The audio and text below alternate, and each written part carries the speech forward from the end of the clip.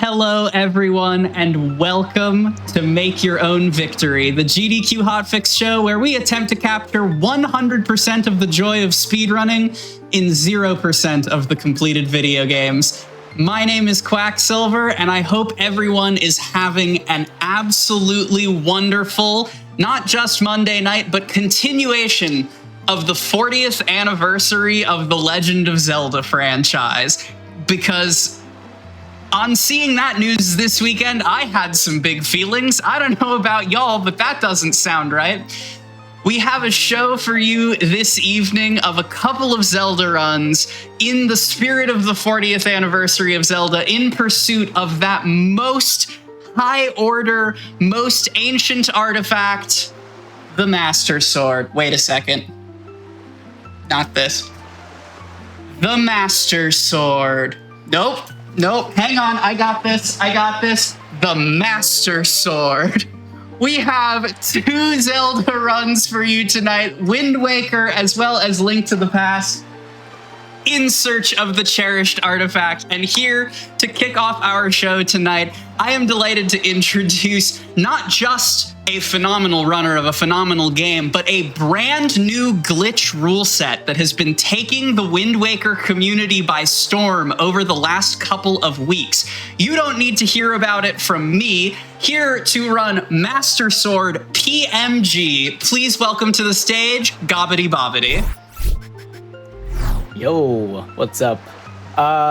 So I'm here to run the Master Sword version of PMG, and we'll get into what that means in a little bit once we start the run. Joining me, of course, will be Halcyon Haley on commentary. Hello. I'm very excited to be here. About ready to get started whenever, so just let me know when and we'll get started. Give us a countdown. All right, sounds good. 5, 4, 3, 2, 1. Bam. Good luck.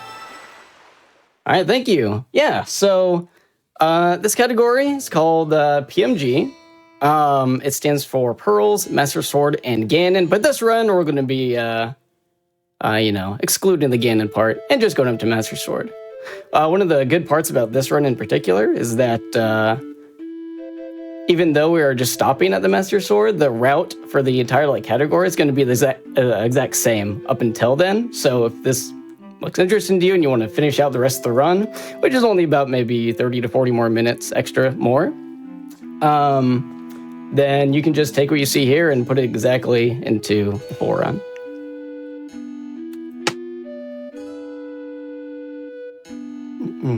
This category is really exciting too because, like Quack mentioned in the intro, it's brand new to our category, and so it's done amazing things for us in terms of vibes. We've kind of resurrected all of the runners from the depths, and we've been all learning this category and running it together. We just invented the rule set I don't even know, maybe a month ago, so it's brand new to us. We've been doing races in the community, we've been bonding, it's been really fun. So if anybody was ever thinking about maybe trying to do a Wind Waker speedrun, well, we just invented this category for people like you. So maybe take note. If you like what you see, then you can always ask us after the run how you can learn it as well. Yeah, and PMG is designed to be a relatively glitch-light rule set. Is that a fair assessment relative to some of the things that Wind Waker is capable of? Technically, glitch light is kind of a, I wouldn't say it necessarily true, because it uses, what's nice is it uses all the main glitches of all the other Wind Waker categories. Besides main or super swimming, which if you're familiar with any runs that have been done at GDQ recently, you'll know what they mean by that. That stuff's banned, but things like storage, regular super swimming, chest storage, movement, and a bunch of that stuff, that's all still in the category, so that it helps you build that glitch backlog, so you can transfer it to the harder categories.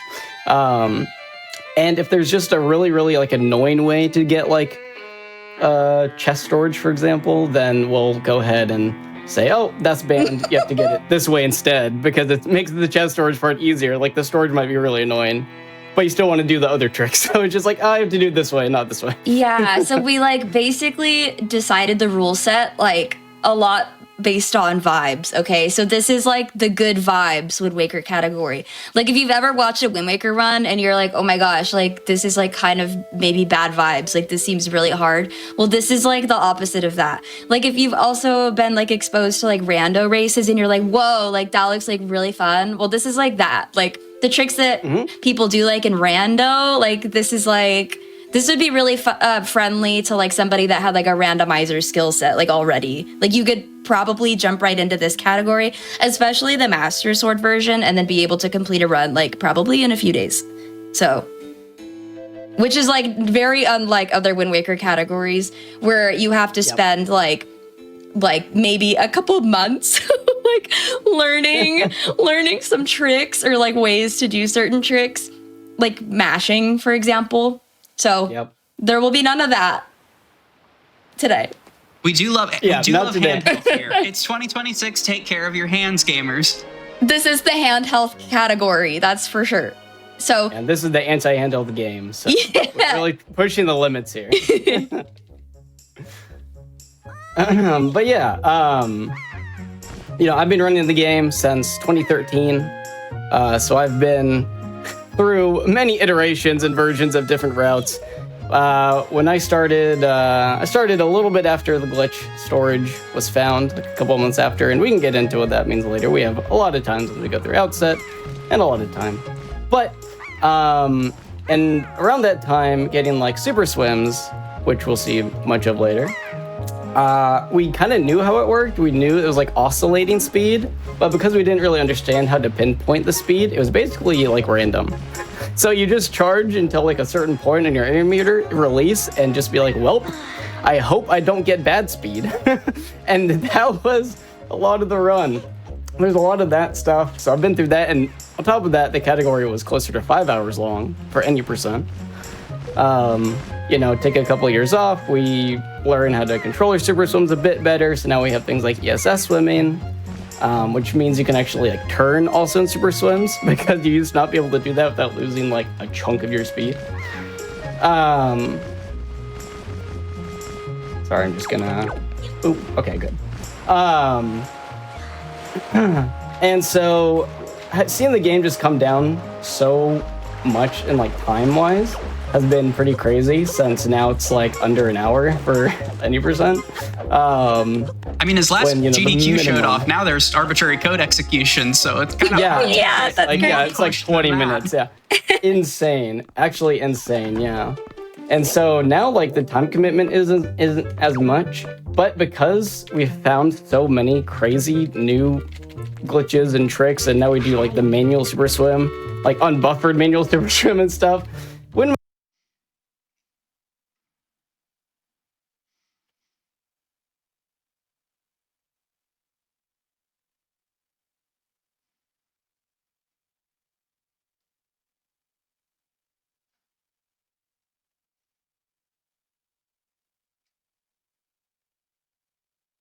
like it's so hard.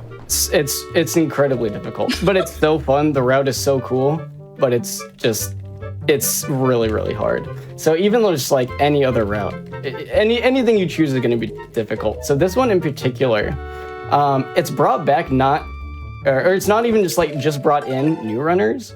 It's brought in a ton of older runners too that have not done a Wind Waker run for like, 5+ years. Because it's like, like I like Wind Waker, but man, this is getting kind of crazy. And you just see people in like the Wind Waker Discord now just being like, first PB in like 5 years, feels so good to be running this game again, within days of this category being released. Yeah, it's like all of a sudden people just came out of the woodworks and they were like, I don't know how, like who's writing the newsletter? Yeah. Like you even made that joke. You're like, who is our marketing agent? Like we didn't hire them. Like somebody is spreading the word about this category, and like we did not. I don't know how they figured it out, but they did, and now they're here. So Yeah. it's really cool that like you have that perspective too, because you've like been running Wind Waker for so long. Like I didn't know that those people were old runners, so it's like cool that you like noticed that, because like I only started running like a few years ago. So Yeah. No, I've seen a lot of people come and go, mostly go. So it's a nice change to see the come part from that. yeah, that was the goal. found the recent, because deep make your own victory lore, I'm always looking at category extension leaderboards and missed category leaderboards to see what's good in not beating video games. And yeah, it was very surprising to see 6 or 7 new times on the Wind Waker leaderboard in these categories in the last 2-3 weeks. I was like, oh, a renaissance is happening. That's rare for us. That's that's astronomical. Those are astronomical numbers. Yeah. And it's been nice because a lot of the recent Wind Waker stuff that's been found has been renaissances. There's only mini renaissances because the last big thing we had was finding Tingle Tuner to be used in the puppet cannon room. Yeah. So that we no longer had to rely on literally just RNG at the end of every single run. Unless you want to do the hardest trick in the game, which is the puppet cannon skip hover. And so that just made every category better. And it's funny because now in this category, we banned the Tingle Tuner because that's an additional cost to be able to start running the game. Have to buy a Game Boy, buy the link cable. And so we banned things like that because that's, a cost that would stop you from running the game otherwise. Oh yeah, that's a great point to bring up. Not only is this meant to be a really approachable category, but it also has the least hardware barrier to entry. You just need a Wii. A lot of us probably have a Wii. So. And for those asking in the chat, if you're just tuning in, PMG stands for Pearls, Master Sword, and Ganon. But today we are stopping at just the Master Sword because we've made our own victory where Master Sword is the end of the run. So drop the G and we're just doing the P and the M. All right, and Orc is done now. I got the quick parry there, which if you press the parry button within 2 frames of Orca giving you that prompt to parry, you get a really fast second parry there.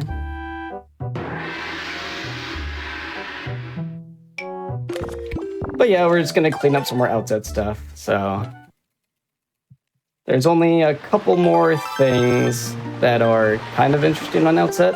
Hopefully there's the Bokoblin fight and there's a fun little combo you can do there to kill them. But that happens sometimes. Outset used to be kind of the thing that no one wanted to go back to because it takes so long. Just leaving the Outset island itself from start to finish takes about 16 minutes.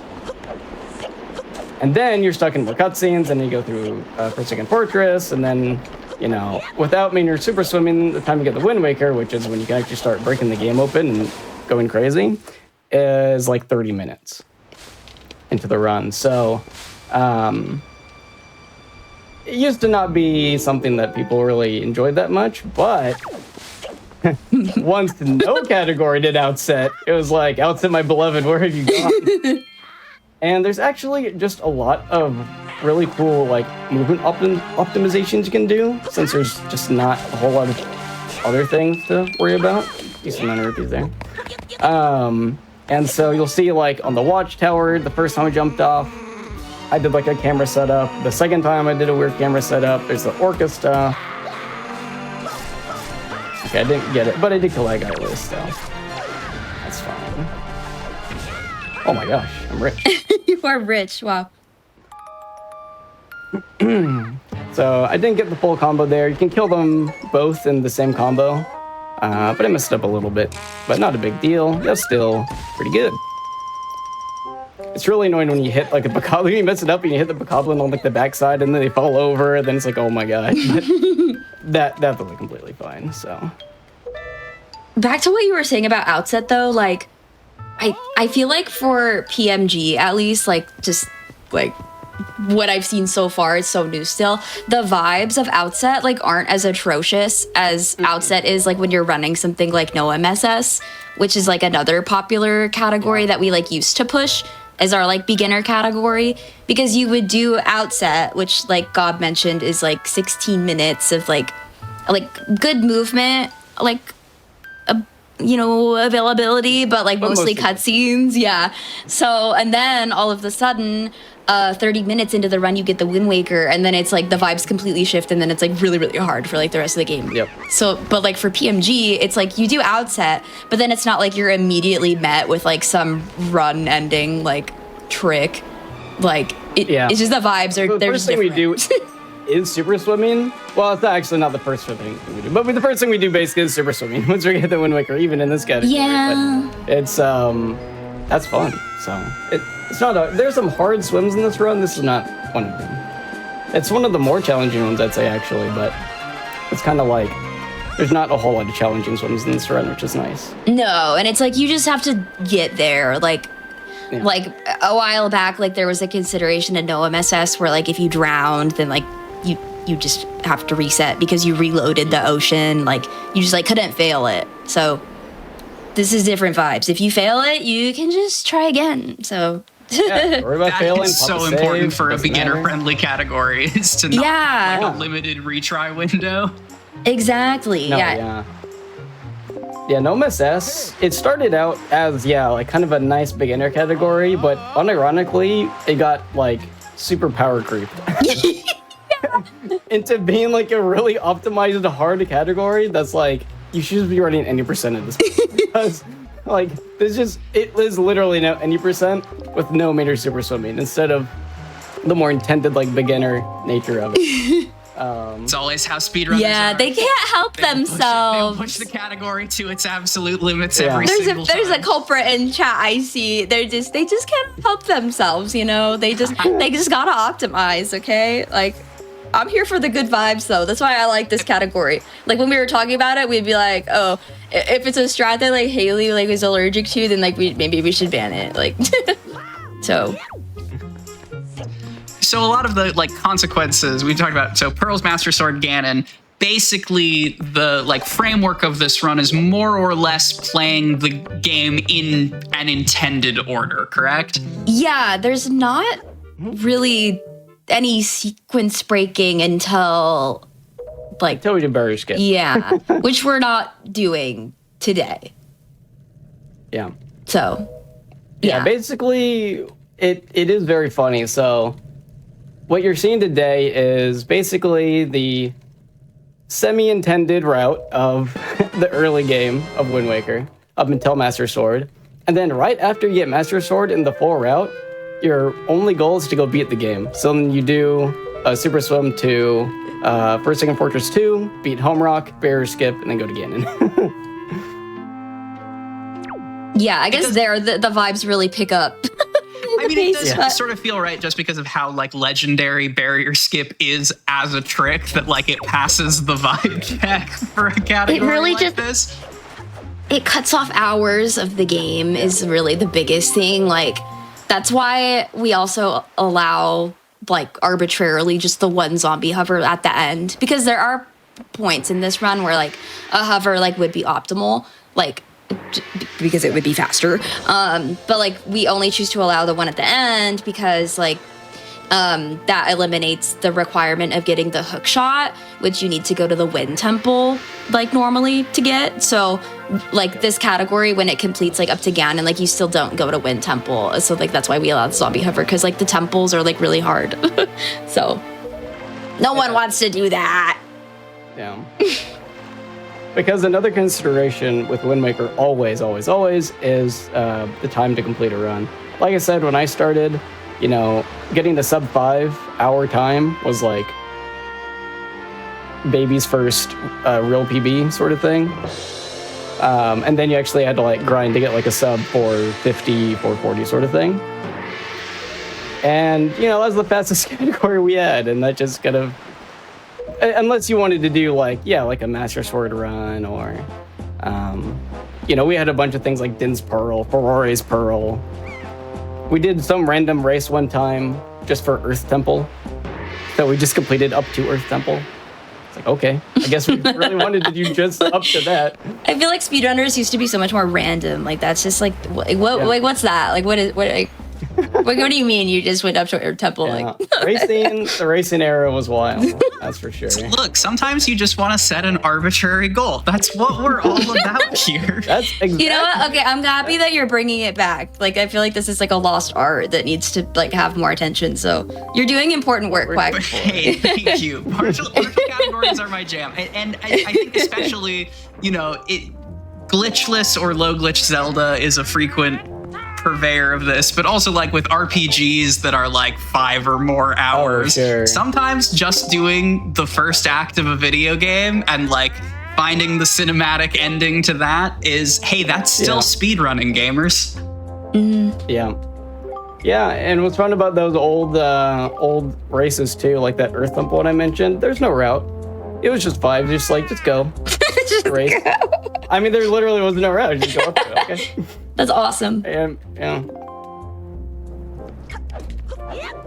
I guess that's like, okay, this category is just as a lot of good vibes. It's like, I promise I'm not even being like over like dramatic or anything. It's just like, everybody just like loves this category, okay? Because the other thing about it is that, like you get to see parts of Wind Waker that like you haven't seen in categories since like, I don't know, years and years ago, before my time.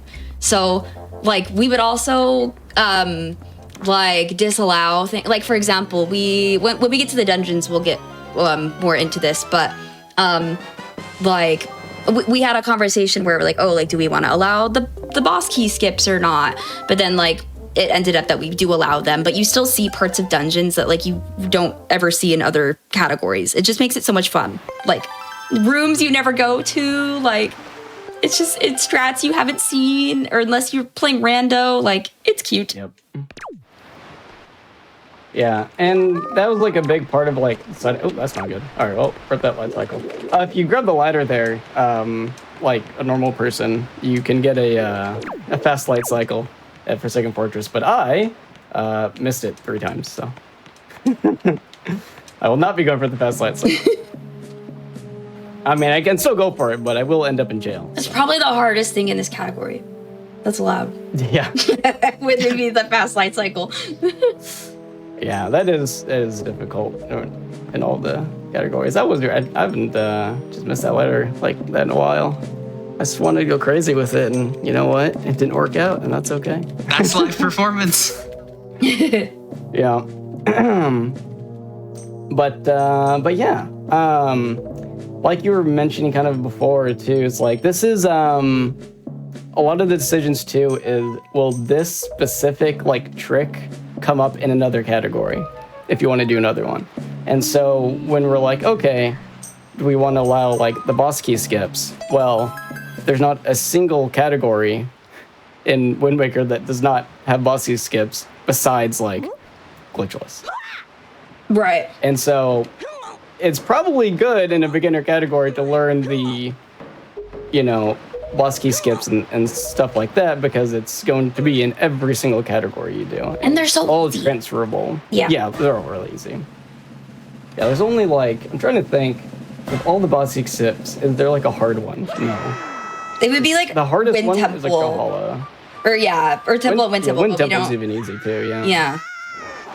But Wind we don't Temple even used to be yeah. difficult, but... Used to be. I know How how to do that. Well, not necessarily hard, but you'd have to hover to the door frame and bump Oh, in. that's crazy. Yeah. Yeah. I feel like in other Zelda games, like boss key skips or big key, I don't know, whatever you want to say, the big key skip, like they, like, at least from my perspective, like having not really ran other Zelda games, like they look really hard in other games. Like, Yeah. I guess I'm just mainly thinking of like speedruns, like, so like when we say big key skips, like it's not scary, like it's really not that serious, I promise, if anybody's like coming from like a different Zelda game. Yeah, and you'll see them. I mean, they are basically as easy as they look. Some of them are literally as easy as they look, but... It's like that joke. I would take a cut there into the lights, but I have to go around and kind of wait for them, which is fine. Also, you kind of get in the tip of these, they don't Yeah, like, that looks scary. That reached like multiple decades back in time and gave young me playing this game casually a heart attack. Oh my god, like did that look really scary for you? Like was that scary? I spent probably an unconscionable number of hours getting arrested in Forsaken Fortress 1 casually. Oh no. The lights, they come down at like a cone angle, you know? And so there's like the flat part, like the bottom and the top, and if the bottom part hits like your head before you even, like you'll get caught and your feet won't even mean the light. Because the light really only like catches like Link's head area. And so if you go into like the flatter part at the bottom and your feet and like upper body are just in it, then the light doesn't catch you. So you actually have a lot of leniency.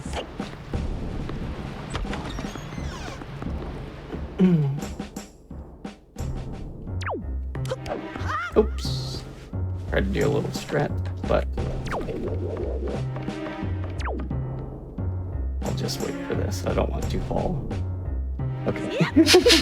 It starts to swing so much. Yeah. It swings so much.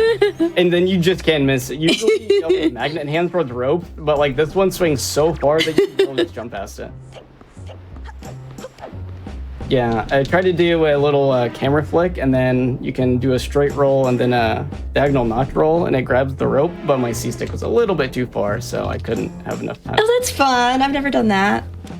You always have like the good optimizations. Like you made me get my outset to be good. Like Exactly. it's your fault. Fun. Oh. You see, that looked scary too, but it was okay. Yeah, you take that slow walk around the corner just in case, because it's random when he starts moving and around. And if you look up like that, then as long as you're walking around the corner, you can do a quick roll into the staircase, and then you're good.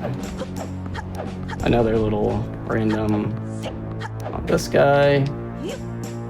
Okay, and as soon as he starts moving, you can just put down the barrel, and you're good to go. Yeah, so we abuse a tiny little glitch kind of mechanic here, where when you put on and off the barrel, the developers didn't want you to just like instantly get caught by the moblins if you're being like not careful enough. So you have like a little amount of like time where you just like can't get caught if the moblin's like actively walking.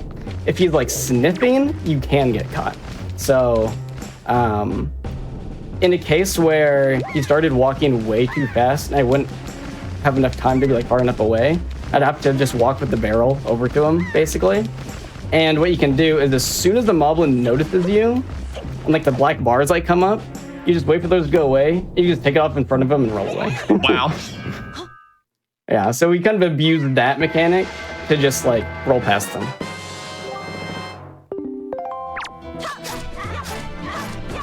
And the little combo there to kill him a little faster.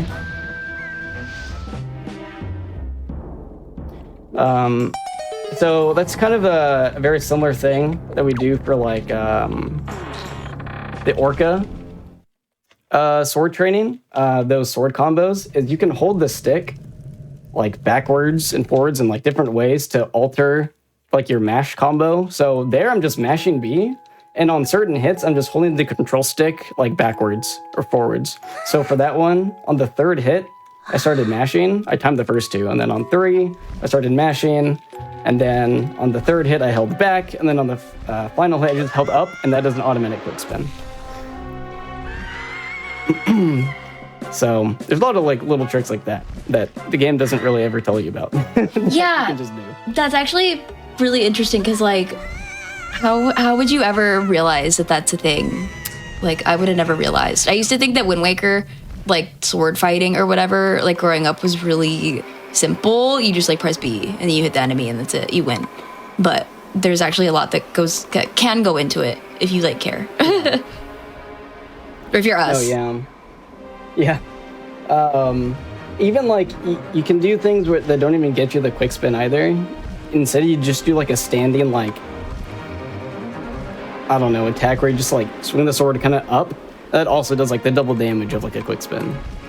Just like things like that. Because it's the final hit of the combo or whatever. Oh yeah, and it's like faster than a quick spin too. That's why we do it on Orca. Right? When it's like the last hit. Oh yeah, you were supposed to do that. I forgot about that. Oh. It's like probably frames. faster? It is frustrating. Okay, yeah. It's only faster there, I think, because the text box comes up next. So it's like it hits them faster, but I think the delay might be longer. Ah, yes, Before you can start the speedrun next combo. optimizations. Yeah.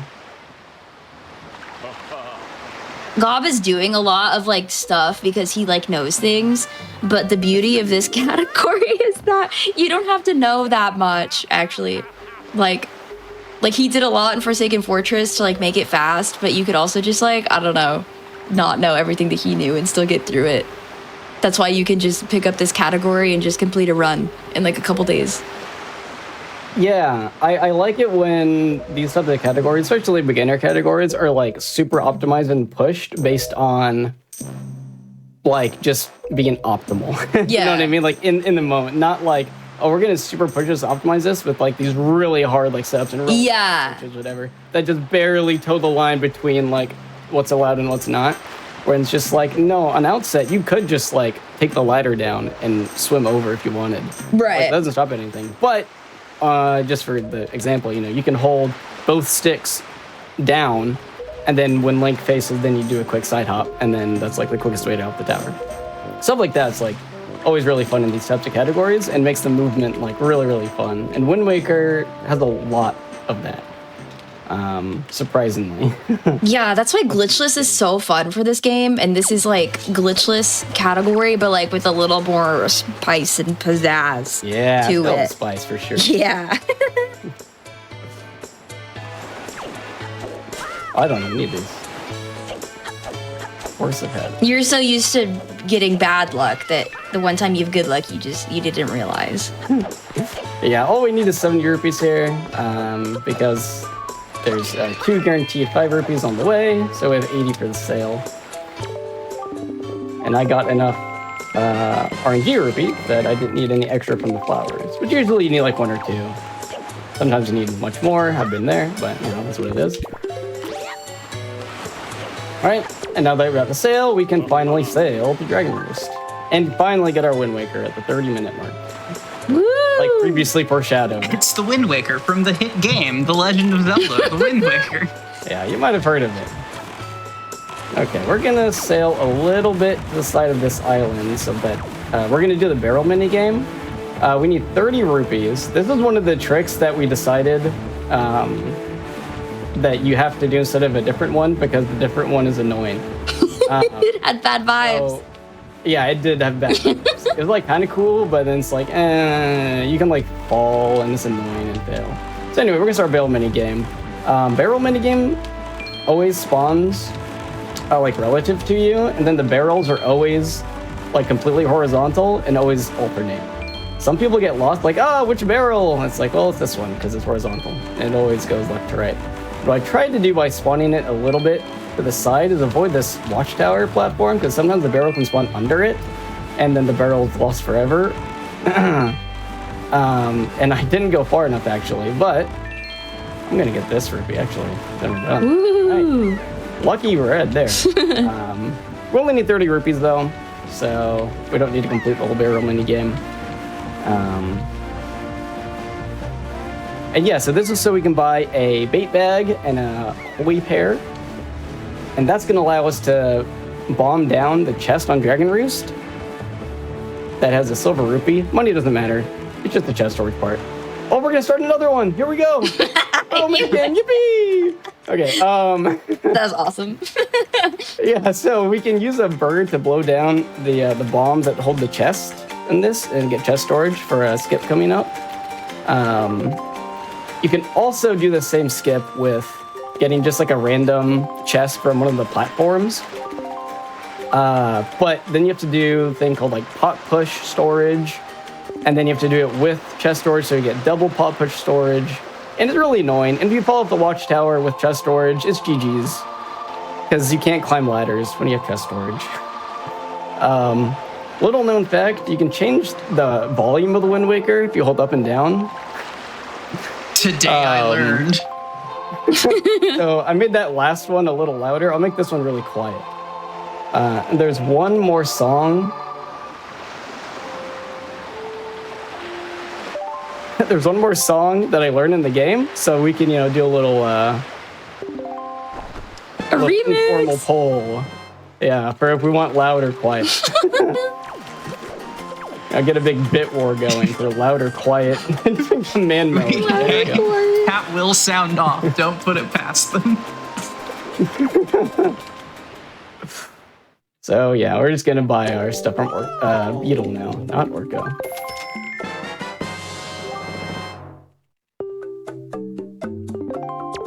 Thank you. All right. And practice, I bought the bait instead of the hoi pair, and I was like, well, that's rough. Luckily, we have enough if I did that this run, but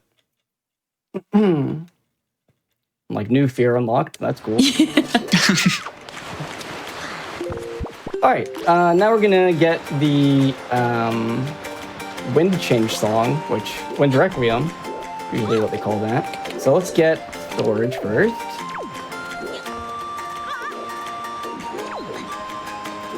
If I can actually do it, it'll be good. Okay, it's fine. We'll just be here all day. It's all good.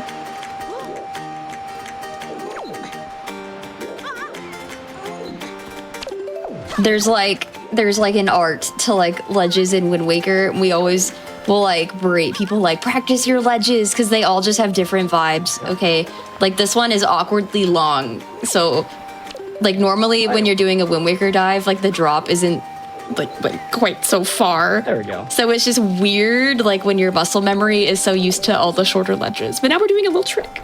So yeah, I'm gonna let it spin for a little bit. Yeah. I don't notice that sometimes it doesn't work. So we read the text there with storage. It stored the text. We pulled the Wind Waker to get the text out, and then we wanted to close it before we could close the text so that we could cancel with the sail. And now we have this kind of weird HUD. And now we have the Wind Requiem without watching the cutscene. That was better. And now we're gonna do a super swim. Flashing lights warning, because it's a super swim.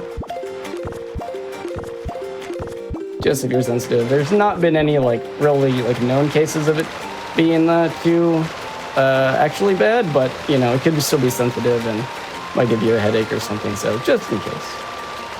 And off of a joke earlier in chat, I noticed you're not running in Italian. We are not seeing pausa today. Is that no? Is that a version of the game difference, or is there something about PMG that is this Japanese or Chinese faster? So that's only faster in the HD version That's of the HD, game. okay. The SD version of the game is much faster in Japanese. Although the version of the game doesn't matter too much anymore because there's not many cutscenes, but it's faster. yeah, especially for categories that do outset, it's like you lose so many minutes if you're playing in English. Why, rat? Dang. Yeah. Poor rat. Right. Yeah. But now we get a bottle. So we need this bottle because we're gonna skip medley. Just like entirely. We'll see medley once in the run, and that's after we beat DRC. So we need this bottle so that we can actually get across to enter DRC, because there's that big chasm that usually medley gives you the bottle, and then you can water the bomb flowers. Yeah, I guess this is like the one instance of like a kind of out of order item. Like normally that would not be your first bottle, but it's okay. Yep, so we're just gonna grab a quick storage here. And we're gonna super swim back to Dragon Roost now. So this was literally just one of the quickest pit stops possible to grab that bottle so that we can kind of do the rest and skip. Whoa. Woo! Cool. I've gotten two just wild areas. You have, Back and forth. like, that was also crazy. I have some setups to grab some airfills on these islands, but not like that. Okay, so now we're gonna get our bottle, we're gonna get our bear, grab some water. And then we can use our pear, and this is where our hard-earned money comes to use. You can use this little seagull and grab this. All right. That one's good. Lag. All right, we're good. Now we're gonna grab storage. And we're gonna get chest storage. Yippee! So this is one of the most integral glitches in all of Wind Waker. Chest storage. If you've ever seen one of these runs, you know you just kind of can climb things. So we're gonna be doing a bit of scaling, a little rock climbing here. A little late there. A side effect of chest storage is that you can't climb any ledges. So we have to get up to locations a little bit differently. But now we're on the wall. Basically intended movement.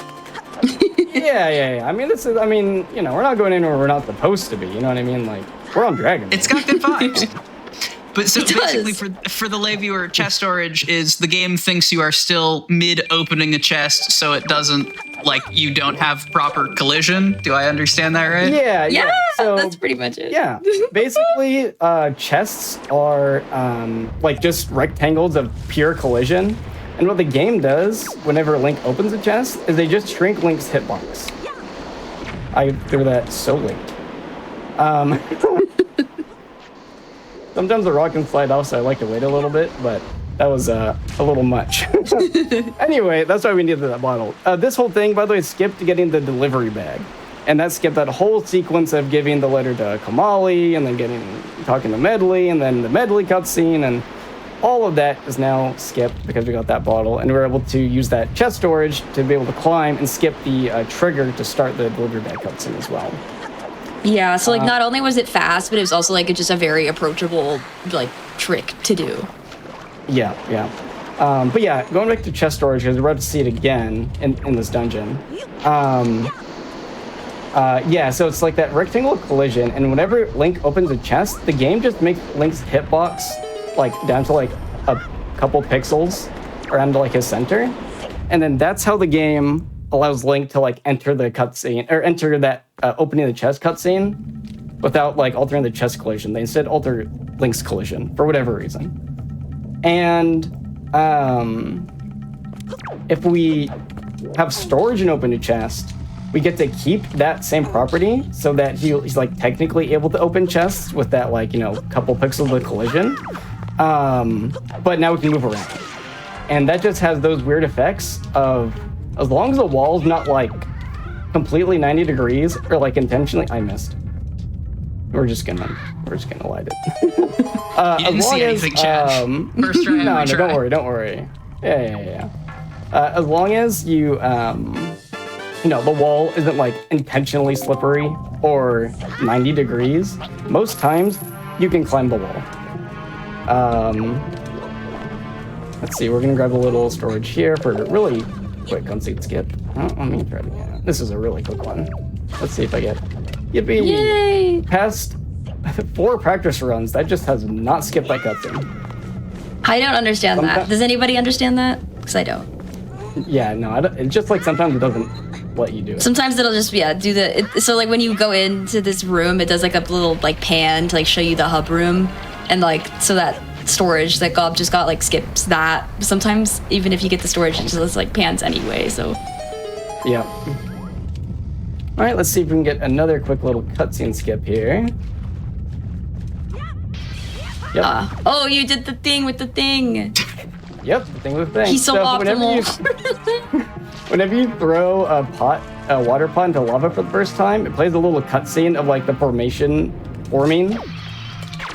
And if you just have your camera angled kind of like away like that, it will skip the cutscene. I've been informed that they know why the cutscene is sometimes random in the hub. Very curious to know why. Me too. I feel like I've known, but I just like. I think that this is a recent development. Oops. Oh, okay. Oh my gosh. Okay, what Gob's about to do might be top 3 worst things to do in this category. Wait, what did you do? Okay, I didn't know that. Okay, well, I take back what I just said. Oh. So this is, No, he just got storage off a really far ledge, like I don't even. That happened so fast? Did you even? Was that even pot push or what? Do you just? No. That's just a ledge. You can just do that bit. Yeah, you can just do that there. So when did you figure that out? That's been a thing forever. Has it? Why have we been doing? Okay, so we've been doing pot push. We're learning. This is an educational I'm learning. stream. You get one shot, or else you have to do pot push. Anyway, we're gonna use chest storage to do some walls. Grab that. And then we can just kind of flip through here. And now we're gonna be scaling the outside of DRC. So again, walls kind of don't matter to us in this game.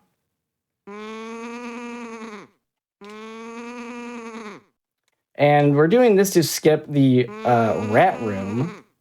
And a few small keys. Oh, don't go that high up. Okay. And we skip the rat room, which would require another small key. And it's just faster. But we can grab this one. Now, an important thing to note as well is that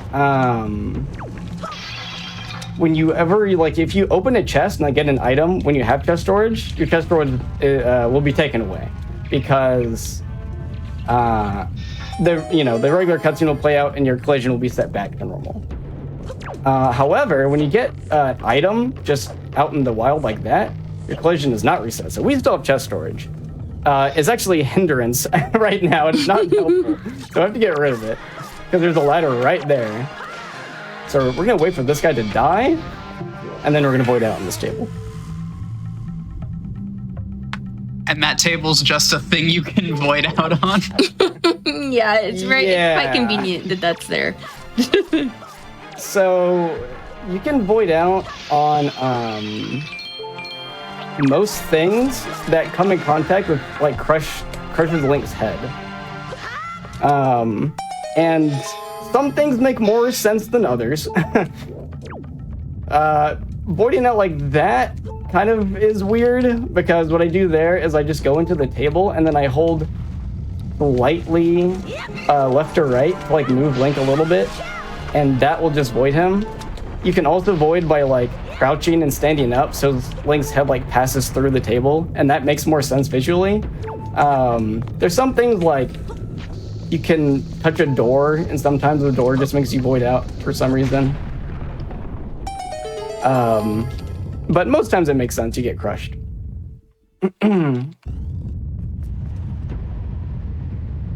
I love this DRC route. I just think it's so wacky, goofy, and fun. I know, it's fun. Yeah, and not many categories get to do it, so it's fun that this one does. Yeah, I was, like, really depressed when I learned all dungeons, and then I realized that you just do the zombie hover, and then you're just, like, done. So I'll try to do something a little fun here. We'll see if we can get it. My storage has not been great today, though. I've not been good. Chat, as always, funnier than I'll ever be. I too void out when my head collides with the edge of the table. Yo, same. So there's a storage we can get there. I was a little slow getting to it. Oops. 5, 6, 7, 8. Okay. You have to combo that guy kind of quick without getting an actual combo. But yeah, I was saying there's storage you can get there. And it allows you to store that cutscene of the Kagarok, like, flying in the moblin. And that's helpful because it allows you to then play this wind change while they're flying in, which saves a little bit of time. It's a really cool strat, but I wasn't fast enough to get the storage before that cutscene started playing. It was really close, though.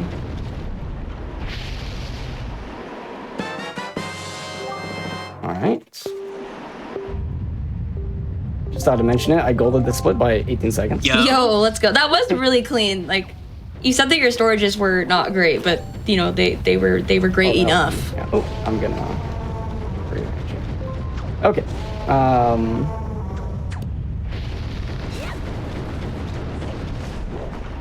Yeah, so we need that wind change for Forbidden Woods. And that's about it.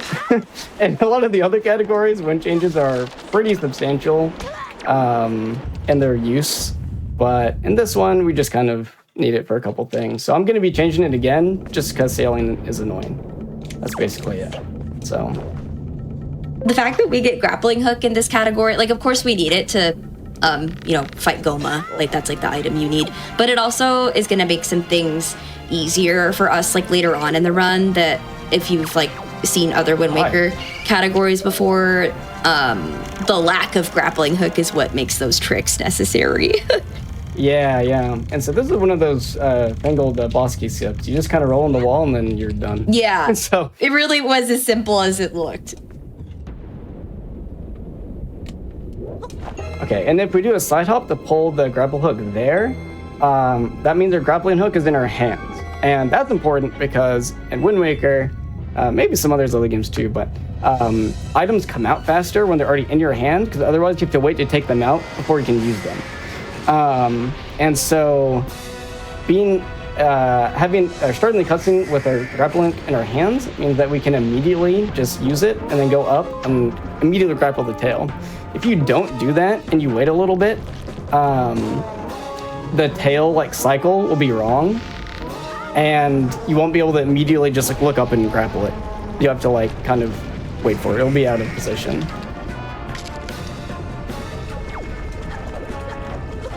Otherwise, Goma's a pretty easy fight.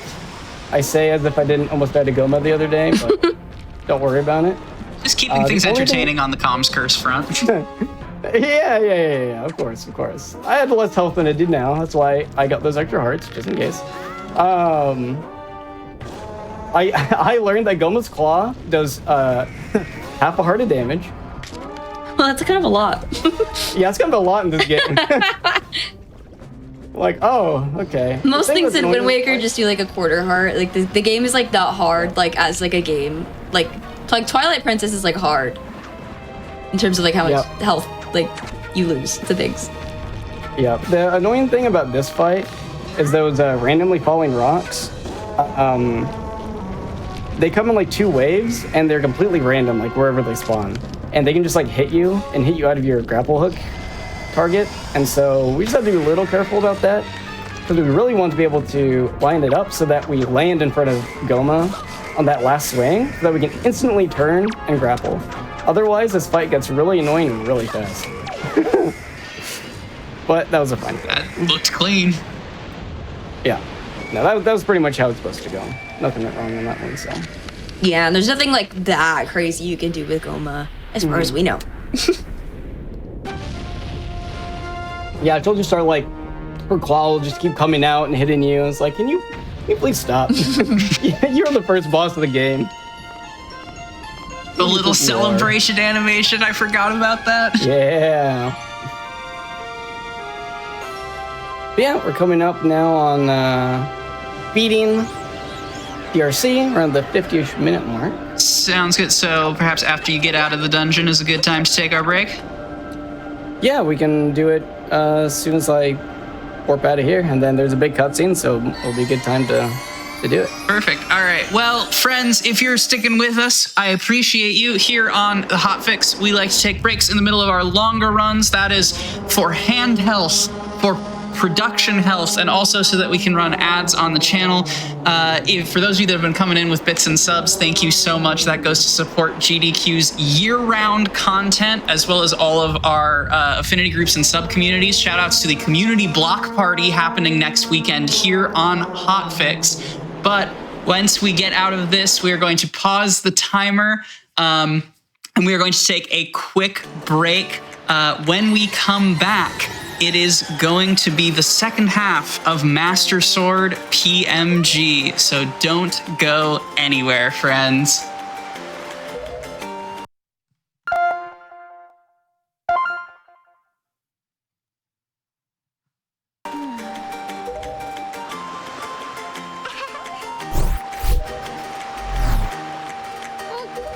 Get our pearl. Medlin and Kamali are best friends that we've definitely not just met.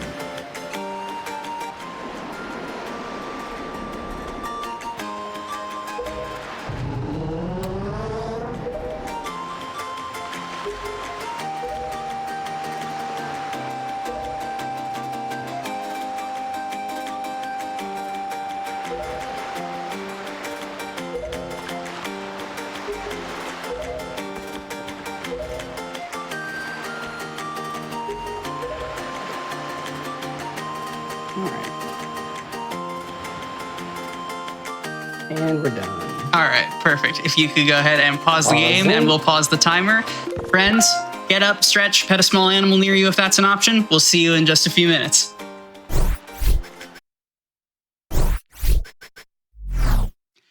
Hello, everyone, and welcome back to the Legend of Zelda 40th anniversary episode of Make Your Own Victory. Here to continue getting the Master Sword in The Legend of Zelda Wind Waker with the brand new PMG rule set. Please welcome back to the stage, Gobbity Bobbity. What can I say? We're back. We're back, and some say better than ever. Some say better than ever. I feel refreshed, and I'm ready to keep going. But first, I forgot I want to show the beginning of the run. This cool control. Yo, look at that. Wave. Look at that. Little Wind Waker theme. Been playing on this bad boy for a while for Wind Waker, so... Anyway, now we got that out of the way. I am good to start. So, good with the countdown? Yep. All right. 5, 4, 3, 2, 1, go. Good luck, part 2. All right. Let's go to the beach. Let's go get a raid. So yeah, we never explained storage. I'll do a real quick overview, and if anyone has any more burning questions, then feel free to ask. But it basically just lets Link play in a state that tells the game that he's in a cutscene. And it kind of just reverses other cutscenes to make him always be in a cutscene. And so for like text, the game thinks we are talking to someone right now, but we are moving. And that's kind of all it does. That's a real basic thing that will leave you with many questions.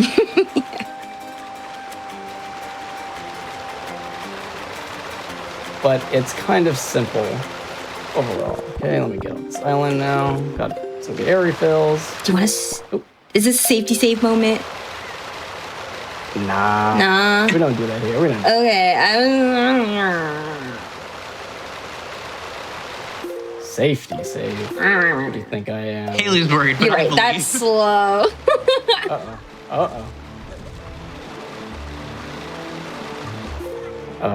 Okay. Interesting.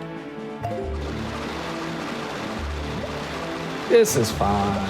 Yeah. Oh, No, you're in there. fine. That's not even in. Not even close. Yeah, everything's fine. I wasn't nervous.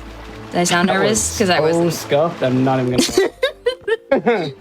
That fire mountain had me a little worried. I got stuck in a corner. Oh. Anyway, we have now Super Swum. And now we're at Port Haven. And the Super Swim was perfect with no interruptions. I only mention it because there's like some weird things like, so, because not only was that a super swim, it was like a double storage super swim. If you, actually Gob, you know this better than I do because you have firsthand experience. Why don't you tell the people what can go wrong? If you are holding a direction while you are drowning with double storage, the game crashes. It's like just the one weird, like, Wind Waker is not like a crashy kind of game. Like it may look really fuzzy and scuffed, but it's like really not. So that's like one of the weird things that can cause a crash that's like actually in the realm of possibility when you're playing. I love the specificity of when you have double storage specifically. Yes. Game can handle 1, but 2, get out of here. Yeah, it's just one of those things. But, you know, realistically, you should never be drowning, so. True. Okay. Now we're going to be doing Deku Tree cutscene skip. This isn't normal, if you needed me to tell you that. Well, it seems fun. But, Yeah, no, they look great. Yeah, They look good and healthy choo-choos right here. so when you, oh, that's nice. When you have storage and you bonk into the Deku Tree while he has the choo-choos on him, they just kind of fly off in this direction instead of becoming like a real enemy. And the Deku Tree cutscene starts playing once all the choos die. So we're not gonna be killing them. We are instead voiding them out of memory so that they kind of die in a way. This guy does not want to clip out of bounds. He's being a little annoying. This trick is like this sometimes. Yeah, because like the chews. Well, that was wild. They can just have like weird angles. Yeah.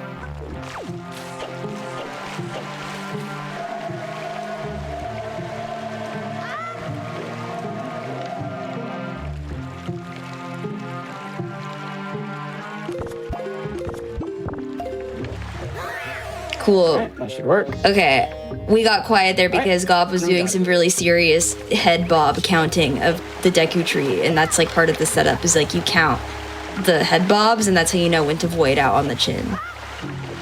Yeah. And once again, the pretty chin counts as an object that crushes Link's head. Yeah, it does. It's one of those. Yeah.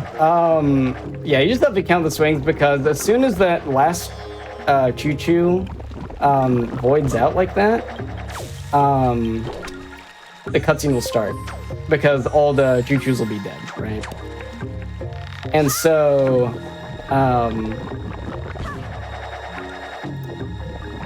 it can be, you know, kind of annoying to line that up. If anything kind of goes wrong in that sequence, it's pretty impossible because you're just on a timer as soon as you clip that last guy out. So there's a couple things you look for, but otherwise it's not too bad.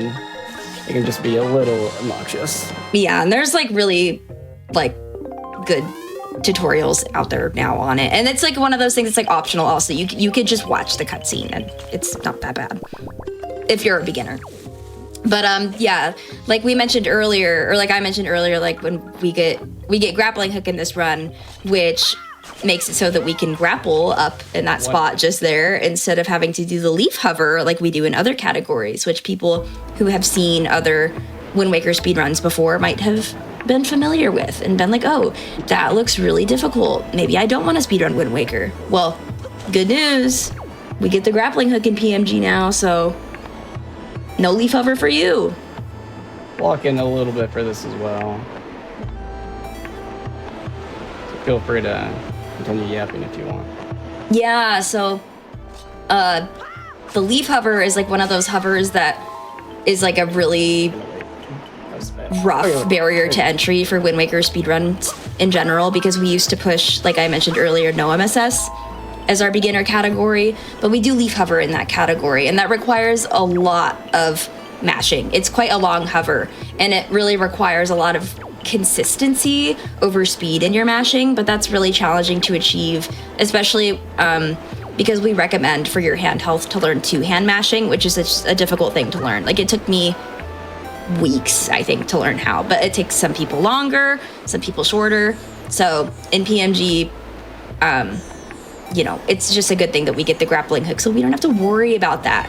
The only hover that we do in the full PMG category where we beat Ganon is the Morph hover at the end, but it's so short, like you don't have to go through rigorous like mashing training by any means for that. So yeah, something I tried to do there is you can make this in like one cycle once you land. I landed and cut the grass and got a single small magic again. So you need full magic for that, and you basically only have time for a single quick spin before you miss your chance to be able to make it. So I had to just wait. There's a chance like it could have worked, but then you can just fall and void, and that loses more time than just waiting. So I played it safe, but unfortunate magic drops. But now we're in Forbidden Woods anyway, so. And it's fun because not a lot of categories actually do Forbidden Woods anymore without bombs. So it's kind of fun to go back and not use our overpowered bombs. yeah, because the dungeon is still like interesting, like without the bombs, like just in a different way. I hate this guy. It's so annoying. He doesn't seem to like you much either. No, it's kind of a mutual thing, yeah. Yeah, we, in my first couple of runs here, I would just like, hit him just kind of there and, get him when he comes out, but, Dick, please, okay, well. the stick is like kind of, it bounces randomly, so it's like that was just like a bad stick. Yeah, that was. But this one has better vibes, so I think that it'll behave better. Well, it's a bit of bad vibes, you know. You don't need to. Yeah, what you want is you want the stick to just go in the middle like that. Thank you. On the second one where I don't need it anymore. But we use that. Holy nut. We use the storage to get that chest. And now we have chest storage again, which makes this dungeon quite easy. We're gonna do a small key skip in this next room. Oh yeah, but that like Deku Bob or whatever. Sometimes when you like quick spin him, kind of in that area, his stick will just like go into the tree. And Yeah, pick it up. that It's happened like, to me. okay. I didn't know that was a thing. Yeah. Oh my gosh, that's okay. And so I was just being careful to make sure it didn't do that. We're gonna open this warp pot. Now we're on this big flower as well. We can only get kind of up here because of our chest storage. And then we're gonna go here, and there's that small key door down there. We're not gonna use that door because that's locked. We're gonna go to this one instead. Which does not have a key on it. And that's a small, that's a small key skip. And we can leap across these nuts. And that's pretty much it. We're gonna go to the mini boss and get our boomerang. Were you stressed during that? Like flying around the nuts? Because I was stressed. I've been more stressed. Okay. You know, I've kind of practiced it down a little bit. I'm kind of like in it now, you know what I mean? Because they're pointy. If you touch it, you fall into the water. And it's okay. It's, again, one of those things where if you fail, it's like fine. You just drown and it's okay. You can still get here. Yeah. But it's obviously better to not fall down. You just drown, it's okay, is one of the most Wind Waker-filled statements of all time. True. It's just water, it's fine. Drowning's fine. It's not that consequential in this world. Once again, make your own victory is not medical advice. We are not doctors. Oh my god, we're getting a really super awesome epic item. Here we go. Are you guys ready? It's a boomerang. Boomerang. Whoa. Yo. Let's go. Yeah, so this is the boomerang. You pretty much never see this item ever in any Wicker speedrun. And you're not going to see it much more after this video either. There's a reason we don't want this item. It's because it doesn't do anything, really. Even in the cases where it would be helpful, like opening the dark portal in Ganon's Tower, the shortcut back to the open world from Hyrule, we use the bow for that. And any run that does that, so... Okay, hear me out, though. There. You obviously you need to use the boomerang in Forbidden Woods to like break that eye, for example. But yeah, so this is a beginner category, okay? And if you are going to the end instead of stopping at Master Sword like we're doing today, then if you had a really hard time fighting Puppet Ganon at the end, you could use the boomerang. That is true. To cut down the tail. Down to the victim slash there, and we're out of this room with chest storage. Unfortunately, we cannot take our Morph friends. They are too heavy. But yeah, usually in the speedrun, like we mentioned, we have bombs. Kind of offhandedly, we have bombs in here, so that's why we don't need the boomerang. We just use our bombs to break open all the flowers. Or all the eyes there. And so again, the boomerang is not needed because we have bombs. That does make sense. I'm seeing a question in chat that is laser focused on this show specifically, and I don't know what y'all's multi-Zelda experience is. Wind Waker Boomerang, better or worse than Link to the Past Boomerang? I don't know. Is A Link to the Past Boomerang really bad? Gob, do you know anything about that? I don't have that much speedrun experience with Link to the Past, but what I will say is that it can't be more useless than Wind Waker Boomerang. All right, Gauntlet. At least, well, Boomerang can be used on big octos, but you know, it's about. Gauntlet's run down. We'll see what Champ has to say in the next run. The Wind Waker Boomerang is pretty bad. I'm interested to see what A Link to the Past has to do with the boomerang. Hey, at least in A Link to the Past, they can just like stun enemies, right? Just throw it at them, they get stunned. It's kind of nice. I mean, ours does that too, but it's just Yeah, like, but it's not really slow and useful. annoying. I mean, Yeah. does boomerang do damage generally? Like, has anyone done a boomerang only run or maximum boomerang run of this game just to suffer? I don't think it does damage. It just stuns. Rip. It doesn't even do. Yeah. Gosh. So Yeah, that was incredibly useless. So we can try to get a 1 cycle here. All right, cool. So if you quick spin Kalidamos 4 times before they close up the flower, you can kill them in 1 cycle, which that was. Another little thing for anyone that doesn't know, if you have a bottle and you get forest water, you can just pour it on Kalidamos and they die instantly. But this is still faster. Usually, you saw me do the boomerang on like one side and then the other side. Generally, that's so the boomerang like goes around the back and gets all of the vines, even though I'm not targeting them.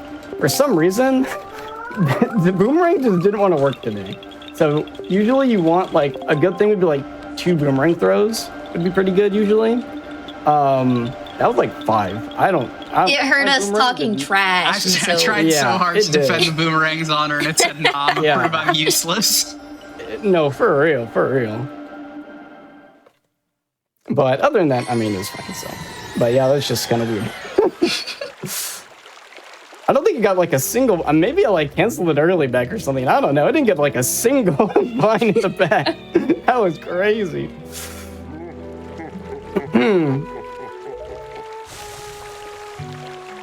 But now we're done with that. We've already done 2 dungeons. Let's go.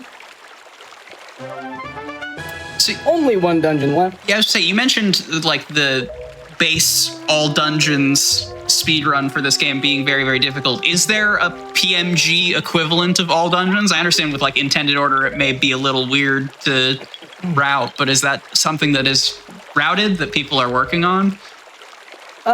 It's an idea that's been kind of floated around. The thing that happens though, once you include all the dungeons, it gets really awkward to kind of route it in a way that feels good to play. Because once you do everything, the only thing left in the game is like Triforce. And what ends up happening is as soon as you beat the last dungeon, which would be Wind Temple, you just like super swim to Forsaken Fortress and beat the game. But at that point, especially in a category like this, we're not allowed to do a lot of the harder, really faster stuff. So Earth Temple would take a really long time compared to what you do in like all dungeons. You'd be committing like, you know, minimum 4 hours. And at that point, you're just going to leave out like the last part of the game.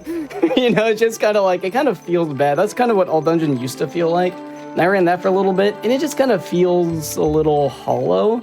So there's kind of been ideas about what kind of like doing a route like that anyway, just so you get that dungeon experience, but it hasn't been redded out yet. It is a good idea. We're just trying to figure out like the best way to kind of make that full game PMG style run. No, that makes a lot of sense, and it's very clear with like the community involvement and the community races and stuff, and everything that you and Haley have said about like accessibility for people getting into the game.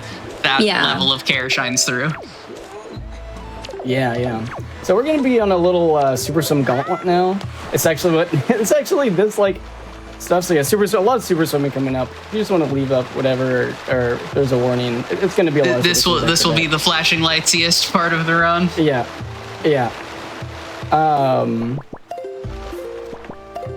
In the old categories, this actually did used to be called the Super Swim Gauntlet.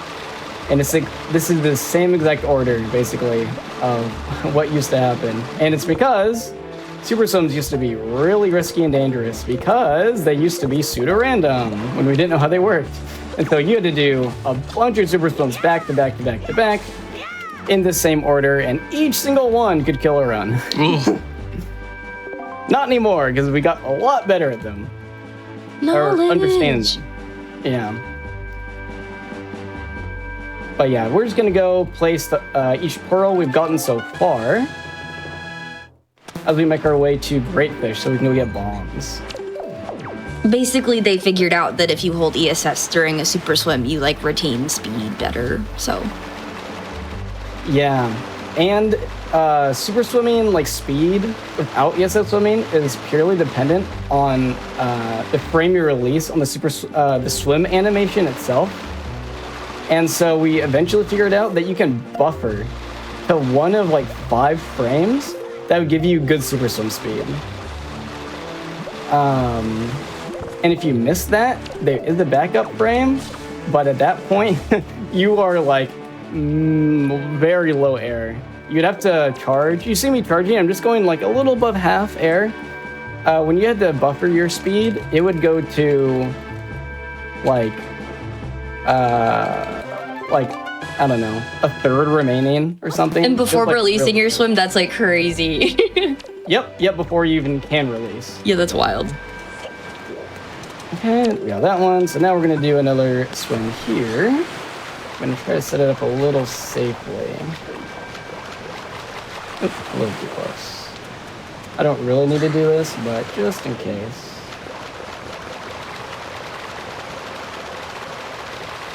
Grab an air refill now, if I can. Don't think we're gonna be able to grab it. Oh, I split. Oh no, it's not your. The waves are weird. Yeah. We can grab it now. Okay, we got one. Just take it and leave.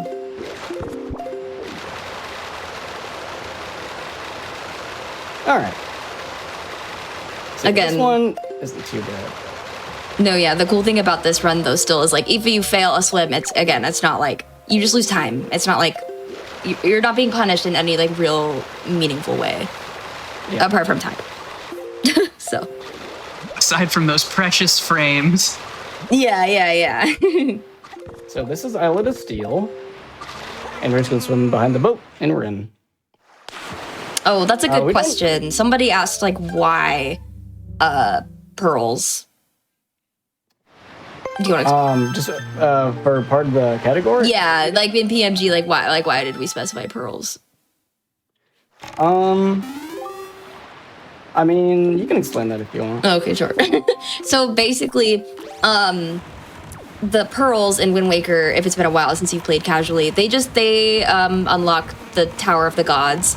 So like that's also what we're doing right now is like Gob is swimming around to the different triangle islands where you place each of the pearls that you got from the dungeons and from Jaboon, which we'll get later. And then that's what like spawns the Tower of the Gods, which is the third and final dungeon that we'll do in this run, which then completing Tower of the Gods enables us to go to Hyrule, where we will get the Master Sword and then complete our own victory. So yeah, so basically the good summarization is pearls, and Master Sword just means that we beat the first 3 dungeons in the intended order. Mm-hmm.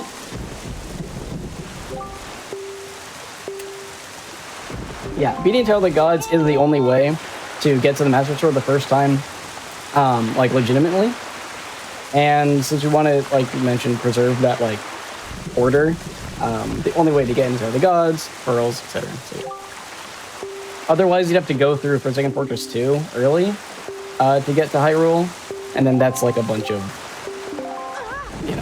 you're getting away from, the vibes get worse. Yeah, you get it. You're following. At that point, it's just 80% yeah. of the game. And like where I was coming from, so not to toot my own horn. Okay, so I suggested the PMG like acronym, like having like looked at like Ocarina of Time speedrun categories. Like to me, pearls are quite similar to medallions in Ocarina of Time in terms of like what they do, I guess.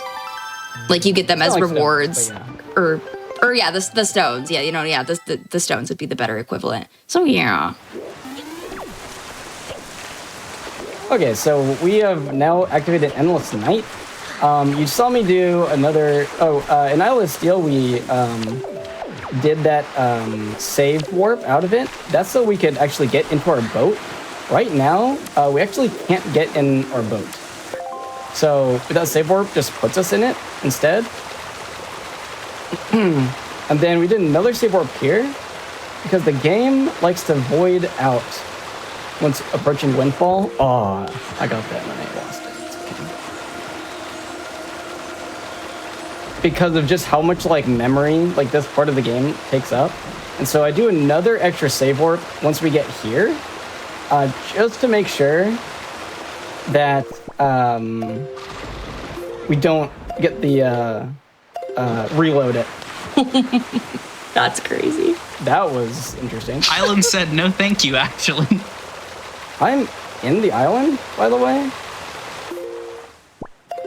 Yep, that's... Oh, you like clipped inside? Yeah. Hey, clipped inside the island. Okay. Interesting. Okay, yeah. Anyway. Don't mind that. Everything's okay. Don't worry, look at the map, we're making progress. Yeah, we've gotten closer. Yeah. Oh, that was cool stuff. Should be fine. Yes. Aw, whatever. No, it was So, a tactical that was- sploosh. Yeah, that was the island loading. Generally, I don't want that. I usually pause to make sure that that doesn't happen, so that I just swim directly to the island. But it's also kind of nice, because that means that the if the game was going to void out and like reload me, which would kill my storage and super swim and everything there, it would have happened there when it loaded Windfall. So at least I was like, hey, you're good. I'm like, okay. And I just got to charge up again. And I was kind of low air just from everything that happened. So I wasn't too upset about that. This is a roll clip. If you roll on like the first frame and you're a little bit inside of a wall, you can just roll into the wall. So yeah, this is frame perfect. And then we want to jump slash up here, and then we can side hop in the door. Otherwise, we need to watch the password cutscene to open that door to get bombs. And the password is completely random on each new file, so.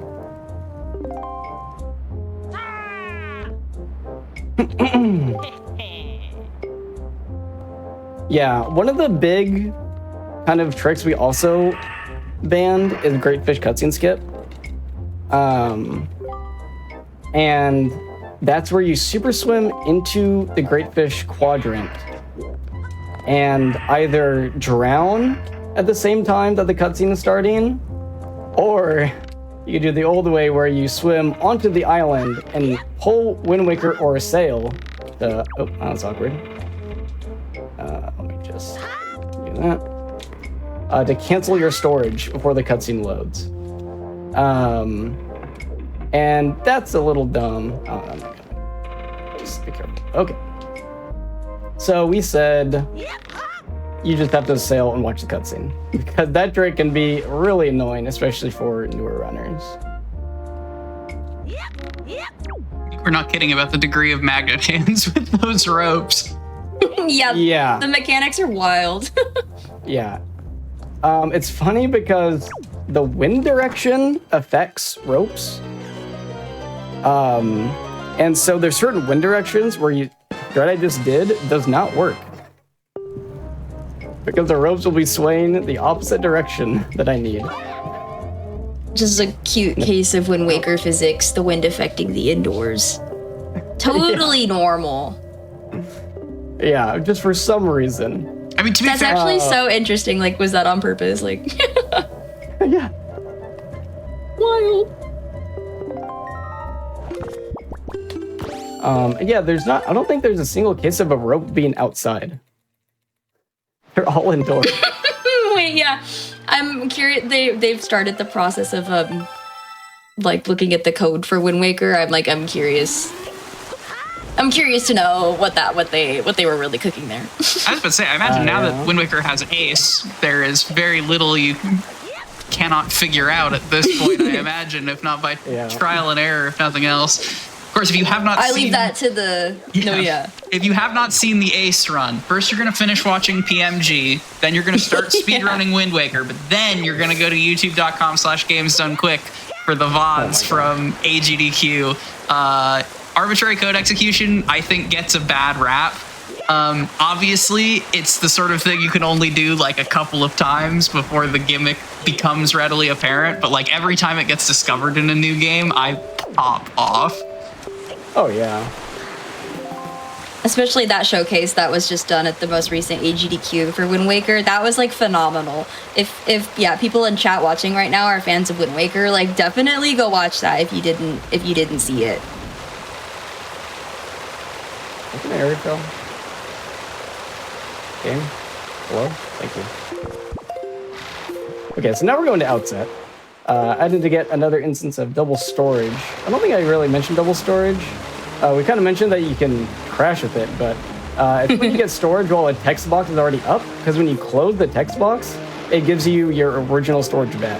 So we use the second storage to activate camera lock, and then we want to close a text box on screen while we're in camera lock, which is this when you pull the Wind Waker, and that will allow us to have an instance of storage while super swimming. And that is so we can skip cutscenes like we just did here once we arrived at Outset. We did the same thing for Forest Haven, and we did the same thing for arriving at Windfall with a pirate ship. And this is the last time we'll be changing the wind. This is purely because it's kind of annoying otherwise to do the sailing. Because the wind is just completely in the wrong direction. You can still do it, but it's a little rough. Oh, we're gonna sail. That makes sense. So now we can just sail this way. And this will get us Nehru's Pearl, which is our last pearl before we can open Tower of the Gods. Just tapping her in. Okay. HD players in chat are in shambles. They're like, where's the trajectory of the bomb? No, in SD, you gotta do it raw. Yep. Just you and your 2020 vision. Yeah, the wall only breaks when you hit it in certain points with the bomb as well. So if you hit it in the wrong spot, it'll just like glow red. Like, oh, it took damage, but if you hit it in the right spot, like near the cracks, it'll instantly break. So you do have to be a little bit precise of where you shoot those bombs. Not like a big deal, you can still just shoot more. But yeah, it's not just a freebie. We are about to complete the P aspect of the PMG. Congratulations. How does it feel? Excited. Oh, I'm so glad. I mean, I'm about to pop off. I mean, from where I'm sitting, you've already popped off. You got golds going. Like, True. It's the marathon. Good luck. I clipped into an island. that was sick. I have to ask, what's that mean? because this is a GDQ stream, has that ever happened before? That's the meme. I'll hold up the sign. No, that has never happened before. I know you got me. No, what has happened before to me, or at least seen it, is when you swim into I think that's like exact same island. You just start like sliding down it, but you have so much speed, you're just like kind of stuck in place for a bit, and then you just like do like a butt slide. That's cute. For a little bit. But what happened there is I actually started doing that, but I think I went high enough up that it clipped me down into just weird. I've never been inside that one before. I have gotten awkwardly stuck on it, but not inside of it. Give me a P. Seeing the P's in chat is great. I like that. We've done it! Thank you, Pearl enjoyers. Yes. My biggest like normal person. Here, but... No, yeah, that's like a case of the wind or being bad. Like it sucks to sail across. Like opposite the wind is like really cringe in Wind Waker. But oh, I lost my train of thought. That's okay. Oh, I was gonna say my like normie qualm with Wind Waker is the fact that the Nehru's Pearl like is not tied to a dungeon. Like I wish that was like a third dungeon. Makes me upset, but it's okay. There's like rumors and speculation that it was supposed to be, and then they like didn't have time or something. So who knows? Who knows? Game dev is hard. Yeah, true. Alright, and this is our last super swim of the run. We're gonna go place our final pearl and truly complete the pearl aspect, if you think about it. You're so right. Yeah. So I'm gonna need to see a lot more peas coming. Chat, you heard him. Everybody get your peas ready.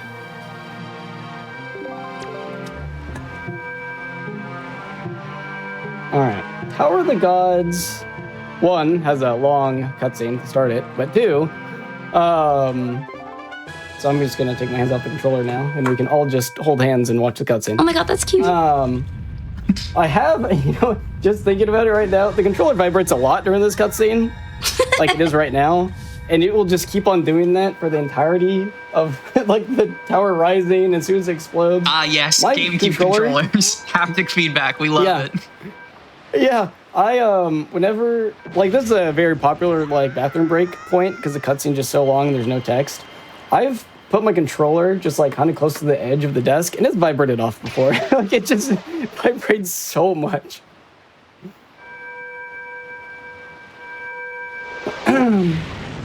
If you just gotta back in my pee, coat then on this the is a this is a good opportunity to take a break. And I see a few chatters. I see that they've got some peas, so they No, must that's- gotta go. We keep workshopping the bit. We've got the time for. Yeah, we got so much time.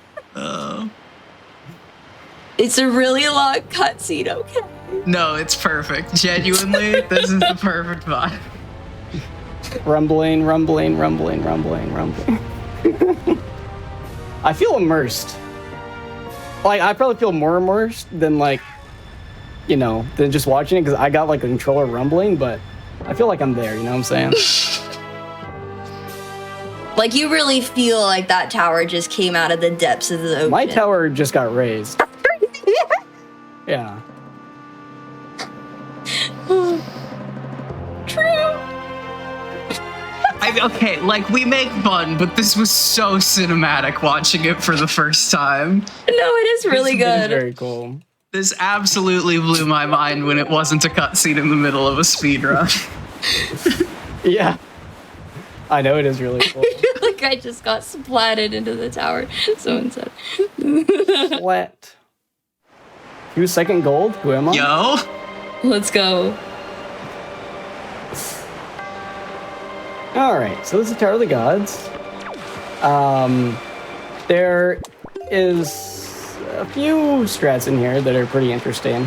There's one I'm going to try to go for that's super annoying, but super cool. We'll see if I can get it.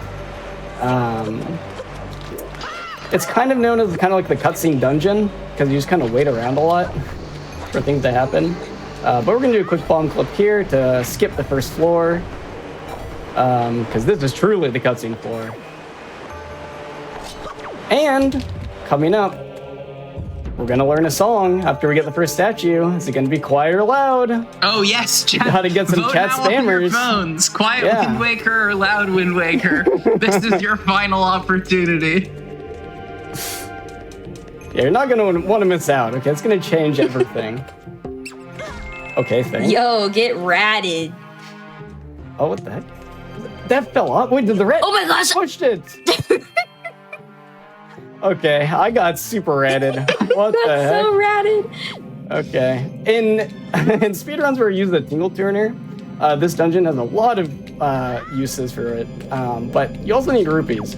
And when we route rupees in Wind Waker, there's usually not a whole lot of leeway, and those rats do hit you and ruin your life because they take your money, and then you don't have enough to do all the tricks.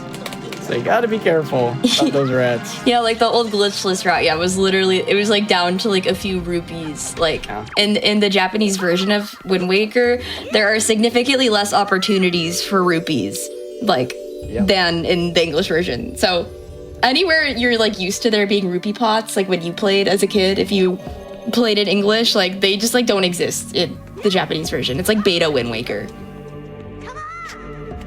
We're gonna do a thing called jack clip. Just pick them up to the floor. Cute. Usually, you'd have the tingle tuner here, like I mentioned, and this is a great spot to do a tingle balloon, so you just can kind of go across everything. we used to use the tingle balloon in the first room with the statue, so you just walk around the bridge. But then we found Jack Clip, and then now we use it in the second room to skip waiting for the platform. So it's still used on the first statue. Okay, I'm gonna need an answer. Quiet or loud? What do the phone results say? The phone results A for quiet. appear to be quiet. Quiet Wind All right. Waker. There we go. All right, quiet it is. Everyone, be very quiet.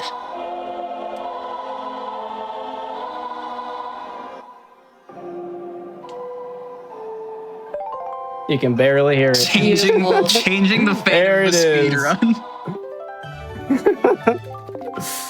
We've chosen peace and stability today. Yeah, I don't know why they did that. It doesn't do anything. At least in like Ocarina of Time, I know you can get those like really weird notes if you press some other buttons, but at least it like changes like the notes. You make like songs. That just is volume. Like I can do that on my TV with my remote. I think it would be cool if they would have done like the key or something musical. Yeah, You're yeah, a music guy, aren't you?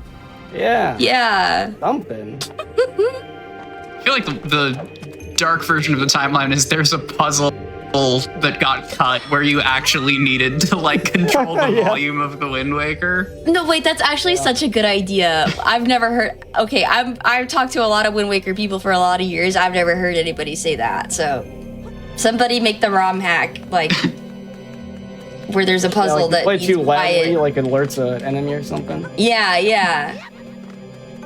Forsaken Fortress, Alright. but you can actually alert the guards more. Oh my gosh, wait.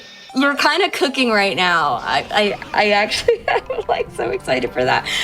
We don't have a lot of stuff like that in the Wind Waker community. Like I know Ocarina of Time has like lots of little stuff that people made. Like we don't have a lot of that. So those are good ideas. Oh my god.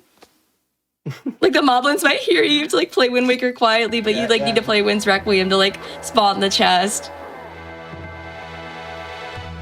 I want this to happen now. Wind Waker here's a community, mini my boss. DMs are open. I have no monkeys. I have no ability to execute. However, No, but So that's you what they notice need. That I just killed that guy in like pretty quick. He usually takes a lot of hits once you get their armor off. There's a very specific armor value that he has, and I'm gonna try to do something just cute real quick. And if you, oh, I got it. So you can just store that chest and walk out. Oh. And Yeah, the that's hero's smart. bow. So that was the bow. Now we have the bow, but we just kind of skipped all the hullabaloo. Yep. And what's so that Darknet, if you get his armor to a very specific HP, then I'll just wait for this. And then parry his armor off, not getting it off normally, but actually parry it off. Then the next like jump attack or quick spin damage you do to him will kill the enemy because it's his health will go to 0. His like armor and his main health share the same health value, but usually what happens is when you destroy the armor, his like health like resets to like 15. But if you do it perfectly like that, then the health does not reset.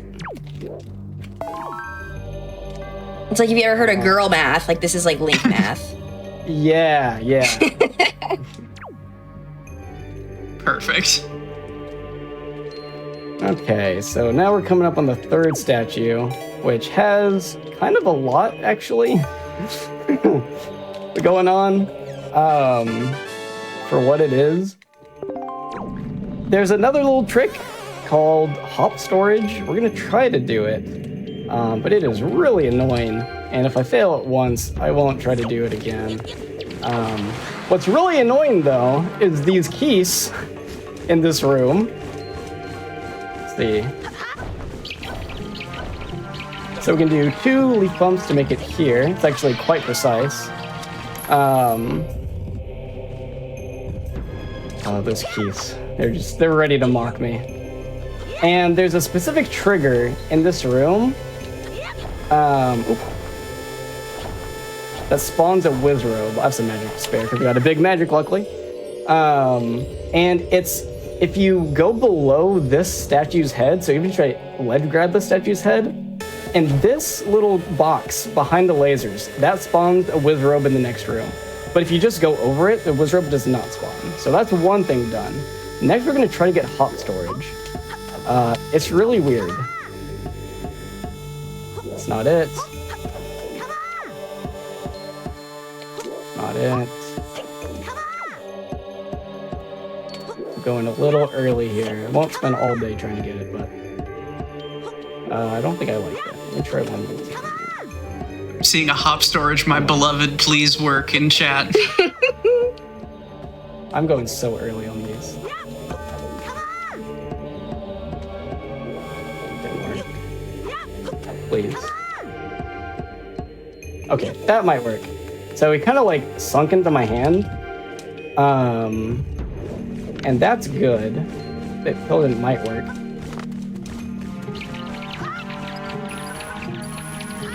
Oh my gosh, that was so cool. So, if you pick up the statue like right before it hops, like as it hops, he will do like he does those little hops. Usually, if you leaf with the statue in your arms, he just falls instantly. But if you do it the hop storage way, where you pick him up when you leaf, he does that like hop off of you instead. And it's actually a awkwardly tight timing. It's like really, really weird. But yeah, you can just like jump there and then use the leaf to drop him. And then instead of just dropping, yeah, he does an extra hop, which puts him on the ledge. It's just a weird trick. I don't really know why it even happens. It's just kind of a thing. And the keys make that super annoying because they fly around everywhere. They can hit you, and if they hit you, if you ever played Wind Waker, that means you drop whatever you're holding, which means if you have hop storage set up, it'll make this statue hop off of you. Oh no. Which means you need to do the setup again, which means you need to go to the other room because the keys will be in your way. And on top of that, since they're flying everywhere so like sporadically, it means they are incredibly easy to just target. And as you saw, I had to be in target with like a facing angle that's like decent enough and be able to side hop. If I'm targeting a keys, I can't do that. So they just make that trick just a living nightmare. It's a good thing we can despawn the Wizrobe that would be shooting fireballs at us otherwise as well. Yeah, I feel like they designed that room and they were like, wait, this actually isn't annoying enough. And then they like put the keys and then they put the Wizrobe and they're like, okay, this is good. Yeah, I don't know why they thought it was necessary so much. It's like the scales are already a puzzle. There's already a lot going on. Puzzle. Yeah, and now you put 2 keys? Have you tried to shoot a keys with a bow? Don't. I tried. I thought, oh, maybe just get rid of them quickly. You can't. Oh, they go. I didn't get up the ladder by keys, which is really lucky. That usually happens. They just come down and swoop you. Yeah. Knock you off. That didn't happen to me at all. Yeah, there's a very nice experience. The keys, they kind of tease you a little bit, but they're like, actually, no, you're good. Yeah. You passed the vibe check. Yeah, apparently. This is my least favorite boss. Probably Minnie's least favorite bosses in Wind Waker. Also, my least favorite boss music. I just think I think straight up like bad. I'm not even gonna lie. Okay. I hate everything about this. Godin is a bad boss fight as a defensible take. The music is bad. We're gonna have words after this showcase. You will not come after my fugue like this. I'm a big Bach fan. Okay, I love a good fugue, but this is, I don't know what they're cooking. They need to put it back in the Is fugue, is that an instrument or like a man? Neither. What type of composition? Okay. But I am going to be writing that down as a quote from the show forever. Is a fugue an instrument or a man is perfect, actually. Then he said Bach, and that's a man? Bach is a composer, Yeah. yes. Okay. Composer. Many fugues. See, I'm dealing with music people here, okay? I just got a nice little 4 snipe on the eyes, which is kind of difficult to do. Timing's really annoying. Just gonna reset him. I also Nice, do that's not actually like a really it. good go-down. Yeah, that was really good. It could be a lot worse. And it's like not your fault. Sometimes he's just annoying. Yeah. Alright, now I have a big question for Chad, okay? Someone tell me, where did Link go? Where's Link? It will make sense in a second. Where'd he go? Where's Anyone find him? Where is he? You can see him. someone says, Gob, you're in the floor. What? But how could that be? How did he get in the floor? I am in the floor.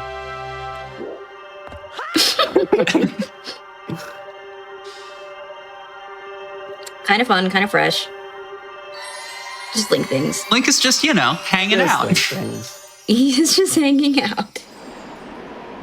Big 30-second gold. We take those. Yo. All because Godin was not terrible. It's actually very good. For, like, luck. All right, and we are wrapping up here. We just got the silent bell. Usually you want to, like, ring that a bit more, but one was enough for me. Also grapple it through the floor. I don't like ladders. But we have one more trick coming up. Just one more. And that is to skip the Triforce puzzle. And then we'll get our Master Sword. Unfortunately, this run cannot last forever. But it's fortunate for me, I suppose.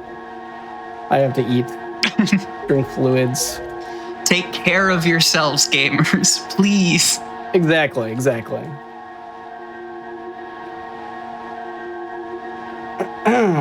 It is kind of, every Master Sword category is very funny because you just have to watch this long cutscene just to do one trick and then end the run. Yeah, that is kind of awkward pacing, but Yeah.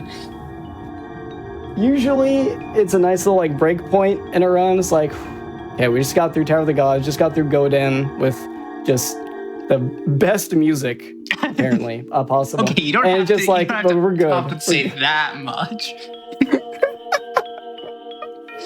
No, it's a nice little break point, especially after Tower of the Gods. I'm just kind of like, it does set the vibes literally for the next half, because then it gets crazy. After this, then you go to like Helm Rock and a bunch of super swims and a bunch of different tricks, and like every run you do something crazy.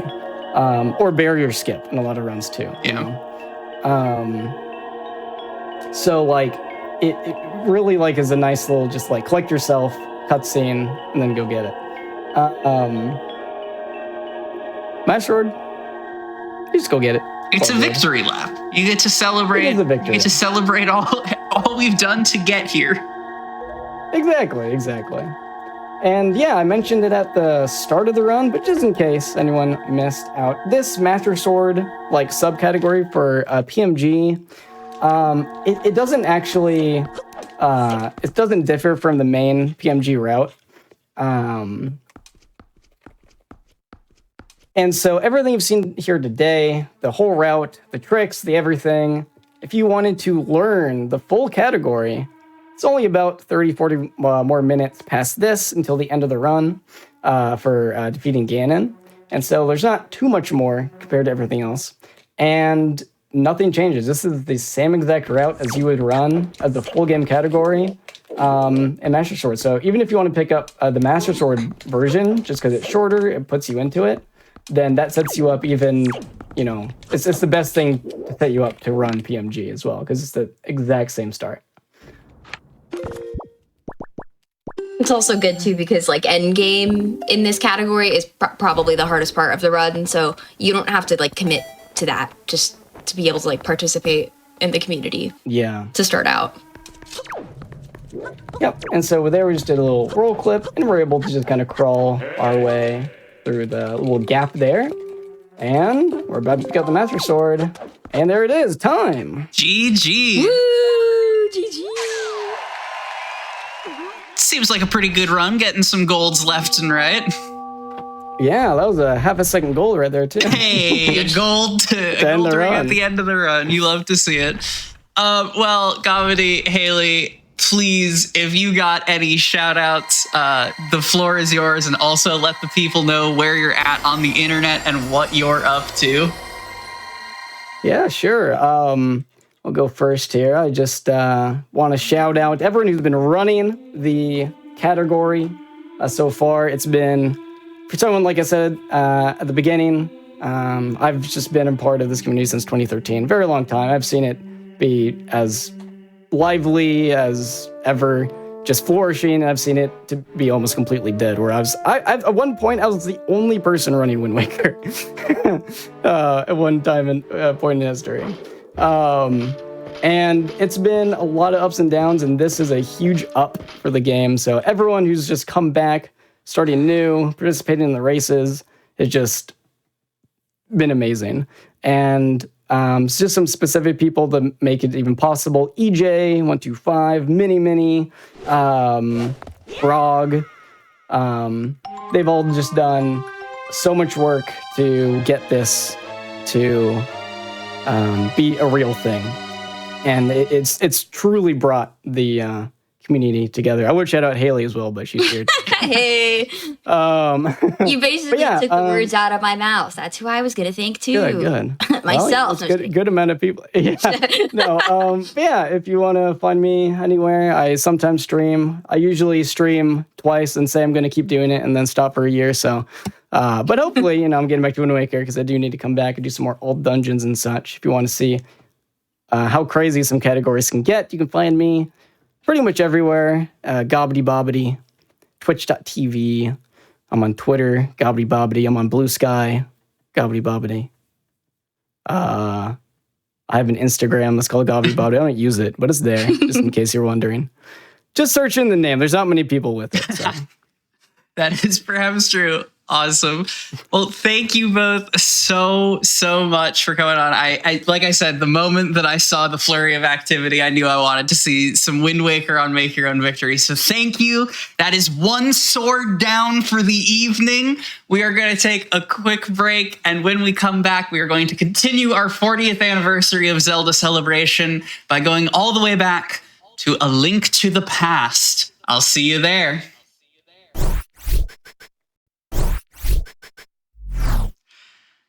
Hello, everyone, and welcome back to Make Your Own Victory, the GDQ Hotfix show that attempts to capture 100% of the joy of speedrunning in 0% of the completed video games.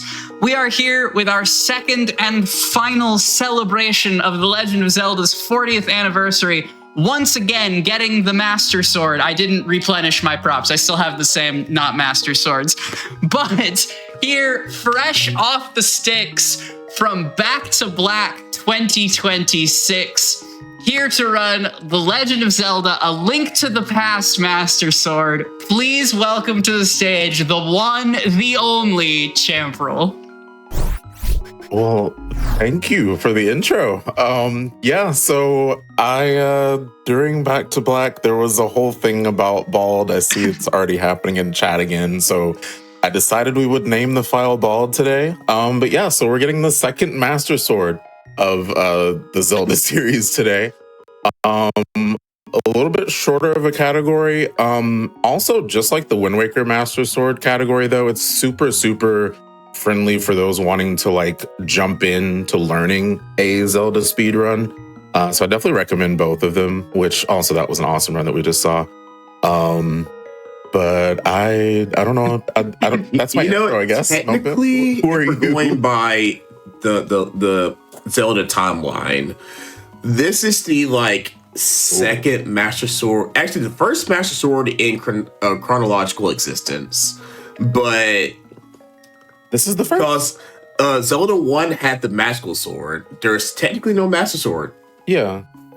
Well, no, but Ocarina's the first. But if we go chronologically, like in actual time. Anyway, hi, I'm Mocha Jones 10. Oh no. Anyway, I'm Mocha Jones 10. I am Champs. Mocha. I am Champs commentator for tonight. I am going to be talking about randomizer, cause that's where my main Zelda focus is. Love the Zelda series, and Champ is going to do an awesome job knocking this run out. So, hey, Champ, let's get Bald going. Well, yeah, if you want to give a countdown. Yeah, I got you. Let's go in 3, 2, 1. Let's jam. Good Right, luck. here we go. Thank you. So yeah, this is a Master Sword percent. We're gonna, during the speedrun, figure out which Master Sword this is now, because now I thought this was after Ocarina. This is before Ocarina of Time. And but in the timeline? in the Zelda timeline, this is now don't quote me on this. This is after the uncle falls into the well. And so this is the damaged DNA timeline where Link is somehow has pink hair. So I don't know what happened there. I don't think that's a part of the timeline. I wish more than anything, I will find my copy of Hyrule Historia. This will turn into an educational stream. Oh my god! But in the real world of Earth, this is the first Master Sword to ever exist, if I'm not mistaken. I think so. Because Zelda 1 did not have a Master Sword. I don't think Legend of Link had a Master Sword. So this is the actual first Master Sword in existence. Yeah, he just had whatever his starter sword was in Zelda 2. Yeah. Like he just kept building it or whatever the theory was of that. I hate this card so much. This card is awful. Also, you missed 3 checks already. Or 2 checks already. Okay. Yeah, so one thing you're going to notice that's different from Master Sword percent versus even just playing it casually or playing it especially as a randomizer, is that there are a lot of treasure chests that you're going to skip that you normally would not.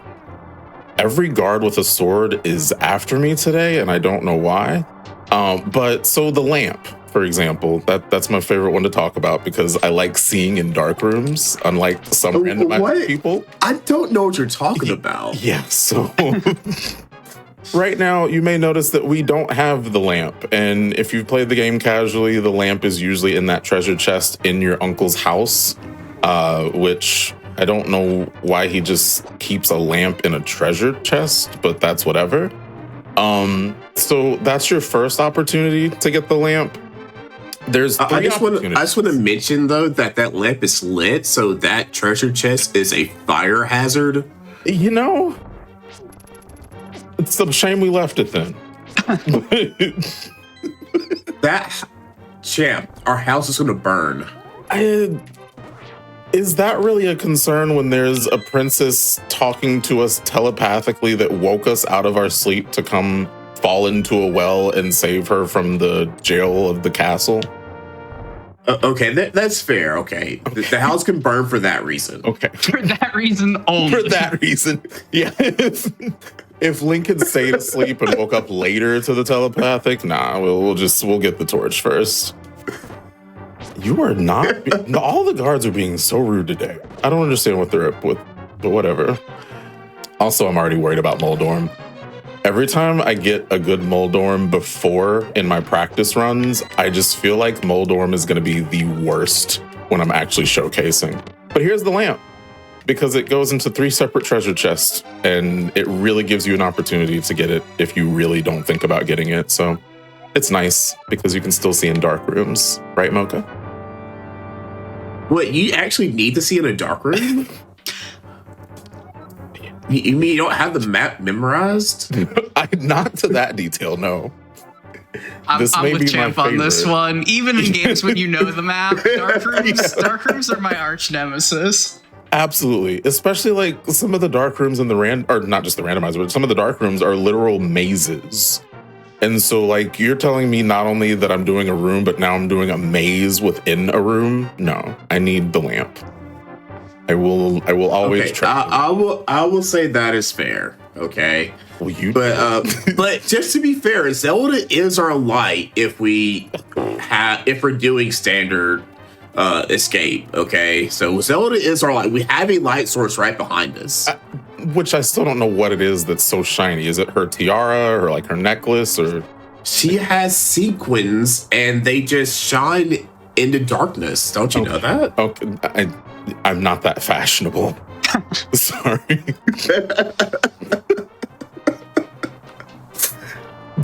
Speaking of which, we are heading to the back of Escape now. We're going to go to the sewers, leave Hyrule Castle, and head to the Sanctuary to drop Zelda off to the priest who sits in his own pew. And somehow it's the worst babysitter ever, if you really think about it. You know, I don't know, because like he knew there was danger, right? Like he was already like, you know, this might be the only place you're safe, but like he didn't really guarantee safety. Worst babysitter ever. Which a lot of things in this game are questionable. Like why do you know the sewer to your castle so well as the princess? That just seems like something I wouldn't bother to learn about. Okay, but, you know, now that actually has a purpose if you really want to think about it. Okay, Zelda has spent years. Have you not seen the Mario movie where Princess Peach was like training for years to defeat Bowser? That's what Zelda has been doing in the background. No, Zelda did not train for Ganon. You cannot convince me that this Zelda has trained for Ganon. It's been a minute since I've like kept up on the overarching Zelda plot with like Demise and Skyward Sword stuff. I'm so sorry, Skyward Sword runners in the chat who are gonna call me out of it. But I feel like there's something about like, you know, this is gonna be an endless cycle. I feel like at some point Zelda would think to prepare. But does she know? Do they know that it's an endless cycle? That's where I'm gonna. You know what? Say Skyward Sword Peeps, help me out. The game that we just saw, there's a theory that the game that we just saw in Wind Waker breaks that cycle. It does, yeah. That's not even because like all these links are like the hero of time or something, and then he's just some kid. He's just a kid. He's just some kid. Breaks the cycle. Found the Master Sword, breaks the cycle. And then Zelda didn't even know she was Zelda. Like, there's a mess in Wind Waker. That is for sure. Like, how do you not know you're a princess? It probably doesn't happen every generation. It's perfect. The legendary hero, it skips a generation. You know, sometimes, yeah.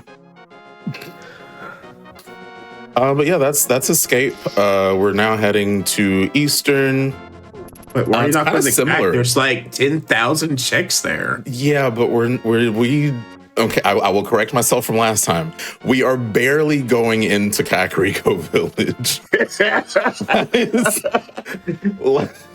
Last time I said we're not, and y'all count the library as Kakariko Village just because the music changes, okay? It has Kakariko Village music. But like, I don't know anybody that lives there. Like, I don't see anybody. I'm just going in an abandoned library. I feel like it doesn't count. Totally counts. But yeah, I mean, they gotta have good reading material somewhere, right? Why are there so many Zeldas with libraries? And by so many, I mean 2.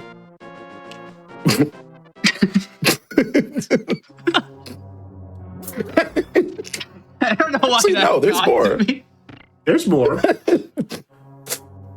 I was thinking of this in Link's Awakening, but Skyward Sword has a library, if I'm not mistaken. And then yeah.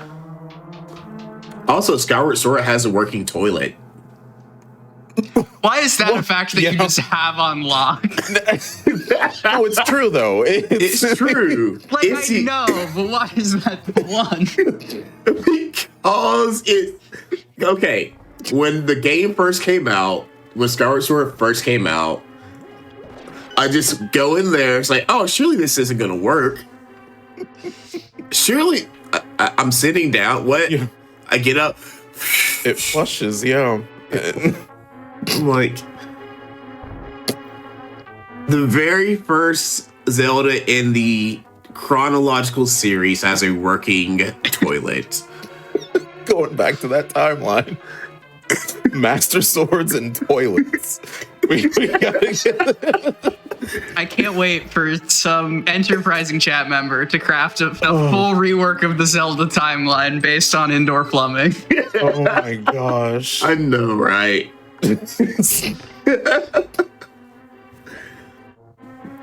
Yeah. But so this game in Wind Waker, as far as like the Master Sword categories, it's pretty similar story-wise. You're getting a red, a green, and a blue object, and you're using that object to be able to get to the sword. It's pearls versus pendants in this game. And so we're pretty much doing the same thing, 3 different dungeons. Again, randomizer players are going to be concerned because I've skipped how many chests in here already? Like 3? Listen, okay, we're not going to talk about how many checks that you have missed this so far. You're getting the important check, which is the bow, which we need to beat this dungeon. Yes. I mean, you could just do sword spins, but that takes too long. Well, no, you need it for the Igor, don't you? The red Igor. You do need it for the red Igor, yes. I don't know why this room decided to be so rude today, but okay.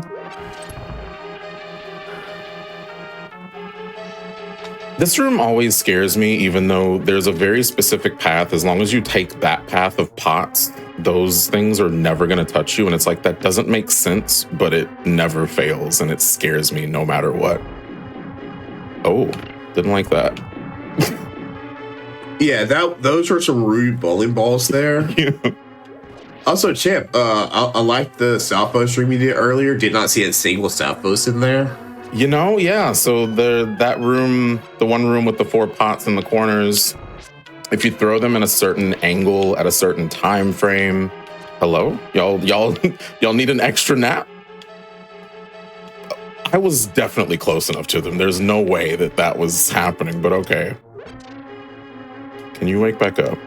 Thank you. I'm gonna do it with 23. Yeah, all right, so this is Armos Knights. Yep. You just fire arrows, 3 arrows into each of them, and they go away. If they're made of metal, which is what I'm assuming they're made of, how does this make sense? Yeah, they look like they're either made of metal or gelatin, neither of which would be great for arrows.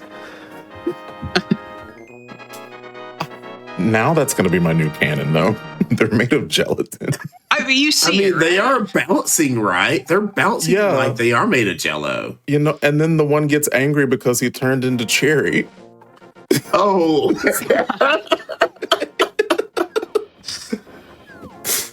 That's my new canon. I approve. Someone add it to the Zelda timeline.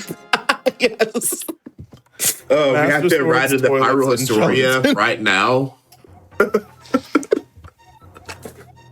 Oh, so this let me go make edits. Please, yes. Gives us the best item. Someone get Aonuma on the phone.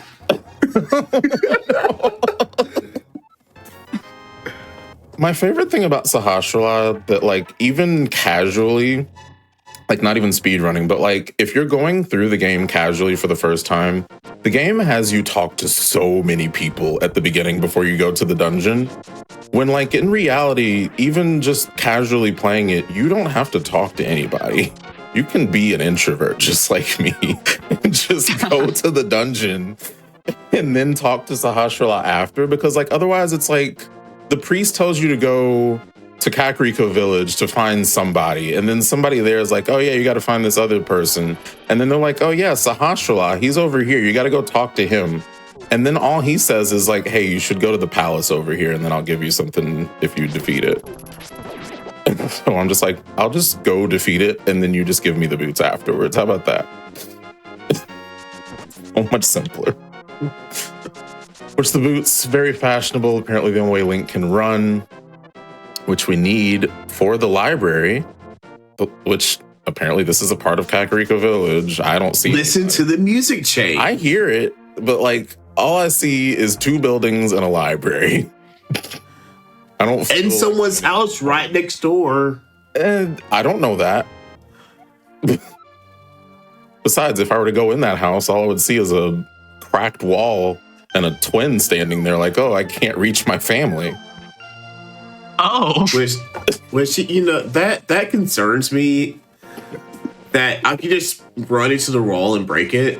And he can't see his family, so he's happy about it. Now there's a wall that should have just been there in the first place. Or not a wall, but an opening to the wall. Again, so many questions about this game. And that is definitely one of them. Why does their house look like that? I don't know. Anyway, we're heading to desert. Desert Palace has the red. Yes. It's not power. What is it in Wind Waker? Red is power. It's power? Yeah. I mean, technically, Wind Waker, it's Ferordin and Nehru. But yeah, I think so. Yeah. They're the goddesses of each thing. Yeah. Chat, we're going to tell y'all so much about Zelda today. We are, between the three of us, we can definitively solve the Zelda timeline. I know you and chat were waiting for Make Your Own Victory specifically for that question. We're going to force the knowledge on you between the... I'm trying to think of three, but the Triforce. Triforce joke. Yes. Everybody laugh. It's just back on YouTube if you want to, hear all this history again. What was your question? No, not the Zelda timeline in chat is in fact everything to me. Oh my goodness. It's the best, most logical, unrefuted timeline in all of video game history. That definitely isn't fake. And yet still a straighter timeline than Kingdom Hearts. That's true. I don't even want to touch Kingdom Hearts. Oh gosh. I really wish that there was a real Zelda timeline, but clearly the way Nintendo did it after Hyrule Historia, and then they're like, Breath of the Wild and Tears of the Kingdom are their own separate things, and it's like, what does that mean? I don't know. It's like, yes, there's Zelda games. There's Zelda games, but they're not in the Zelda timeline? They're their own timeline? I mean, hot take, regardless of where they are on the timeline, I don't think they're Zelda games. That is a spicy take. That is fair. That is a fair take. They are great video games, but I don't think they're good Zelda games. So, I mean, hey, if you like the classic dungeon crawl experience, that's genuinely so fair. I grew up on, Wind Waker, Twilight Princess, and so I don't have quite as strong a backlog of dungeon Zeldas that fair. Breath of the Wild was one of my favorite Zeldas. But I know it is Breath of the Wild and Take are somewhat controversial Zeldas to love. Yeah, my favorite is indeed Twilight Princess. Let's go. Yes. It's really Midna is amazing, and she needs more love. So true. I wish that we could... That's one of the characters I wish we could see again. Canonically. Yes. In the actual timeline. We need to go back to the realm of Twilight and visit Midna. This room is always so interesting because it's what do you mean lighting 4 torches causes a wall to crumble and expand a room? Can I do this? At least you can see this cutscene. Oh my gosh. I just want to know if I can All right. buy a 1-bedroom and then just light a torch and have a 4-bedroom. If that's possible, I've got it made. Well, that's why your uncle keeps a lamp in a treasure chest at the start of the right. game. You know It's for renovation. Always got to think about that renovation lamp. Oh, that's a weird spawn for them, but okay. Yeah, so we're fighting Lambos now. Lamolus is a 3-headed or 3-being beast. Yeah. Yeah. Oh. They lagged there because the game didn't know what was happening. Their spawns are weird today. Spawns are really weird.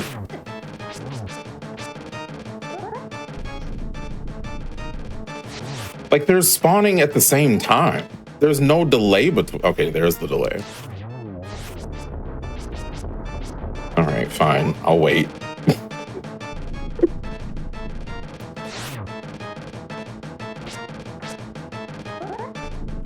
Yeah, the last Lambo is a bit different. We'll throw 8 Third Claws at you. Yep. 8 versus 4 normally. Did that count as a swipe? I guess it did. That did. Lambo's down. Nicely done. Oh wait, this one is power. This one is blue. The blue one, yes. This is the blue one. This is power for some reason. It's first in the order of release date, so I feel like this is where we should have kept the information. But not first in the timeline, I'm telling you. It's pretty late in the timeline, isn't it? Like, this is definitely after Ocarina of Time. Yeah, I think it's like child timeline in Ocarina. But this isn't the same Link. Right. Now I'm actually going to dig into my Hyrule story here. Let me flip some pages. I was just saying, all I remember about the canonical timeline is that there's one where Link does 99% of Ocarina, except he dies at the end. Yeah. I think if you need that to make your timeline work, make a different timeline. Oh, Link was just, making his own victory there, though. Sure. That's true. You know what? You got me. No further questions. Oh, goodness. Make your own victory timeline edition. That's where we're headed, everybody. Let's definitely do this. Yes. Someone earlier in the chat did say Legend of Zelda Endgame would solve all of this. Oh, no. Just snap everything out of existence, or half everything out of existence with the power glove that we just got. Goodness. Okay, really? I always try to run here lately, which is funny because you can't run with the old man following you because, you don't want to leave the old man behind in a dark cave, without a lamp. Okay, to be fair, he got himself lost here. I don't. And so if I hold his hand and walk him back out in the darkest, he's not going to know any better. Goodness. You're just gonna abandon him? I did hold his hand and walk out. This old man will learn rando. Oh my God. I feel the need to talk to him, but I'm not going to. I was gonna say, unless I get hit by that one. I was gonna say, prepping for a death warp is what we're doing. Yeah. That's what I got in my practice run. I somehow made it to the room with half a heart, and I'm like, well, that's what we're doing today. I have a lot of rupees. Can't wait to spend them. Spoiler alert. Back in Z1, these rupees were arrows. Yeah. So you have 27 arrows right now, unless you're using your silver arrows. Ooh. Or if you do, there's a randomizer setting for this game for that, isn't it? There is indeed. There's a retro setting. Yeah. Please don't. Thank you. That dead rock is known for being just the worst troll and just like, no, I'm just gonna stand in your way. So sorry. You just gotta wait. I'm just gonna sit here. This room's so difficult. Oh, all right, we're done with it. Goodbye, room. Useful boomerang. I think we have our verdict from earlier. Thank you. More useful boomerang than Wind Waker's boomerang. That does I'm gonna get flack for this, but I think the Retarang is a better boomerang. Oh, it is. In this game. No, it is. How are you gonna get flack for that? It's stronger. But it's laggy. That's why. I mean, it's laggy. You have to go through a lot more to get it, but like, it's better. We're not gonna see it. No, we're not. Actually, we're not going to see the Moon Pearl. No, are we? We're not, because Master Sword percent ends technically before you go to the Dark World. So, like, who do we need to see over there? No, technically, we have been in the Dark World. Thank you very much. Okay, we've been in the Dark World. We've been to Caprico Village. I mean, goodness, all these technicalities. The technicality that somebody told me that escape is technically classified as a dungeon in this game. Okay, that one I don't agree with. There is not a boss in Escape. There isn't, but there's a map and you get a heart container at the end. Is he gonna hit me? Okay. And I guess you can mirror to the front as well, but it still doesn't count as a dungeon. I mean, I guess it really depends on what is a dungeon in this game. What is a dungeon?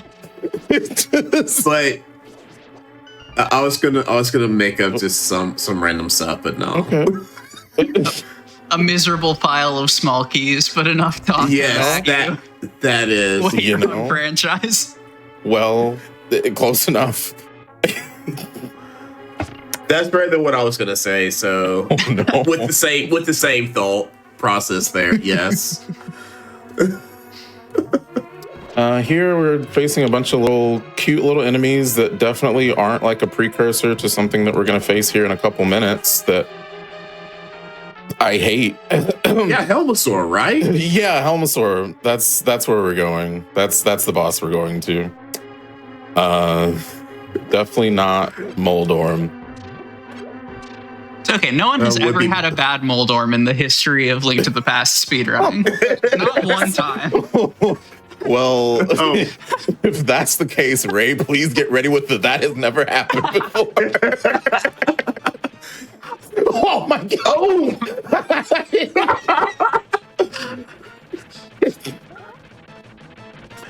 Almost immediately. That was so scary.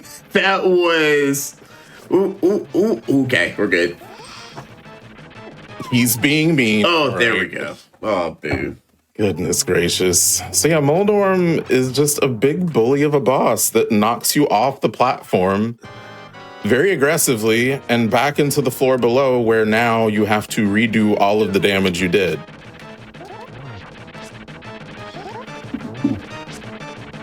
Yeah, just don't fall down that middle hole. Yeah, that takes you down 2 floors because there's a hole on the floor below that's exactly where that middle hole is. So it's not fun. Oh, get fight there. Get fight there. Oh.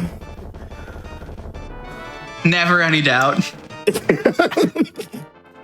You know what you get for that? Being wise. You get a pendant for being wise. That's right. A nice red pendant. And that's all 3 pendants. And now we can go to the Lost Woods to get the Master Sword. Okay, we're almost done with the run. We are. And we still haven't learned much about the Zelda timeline aside from toilets, gelatin, and Master Swords. And that's actually the next glitch rule set. It's Move over, PMG. Yep.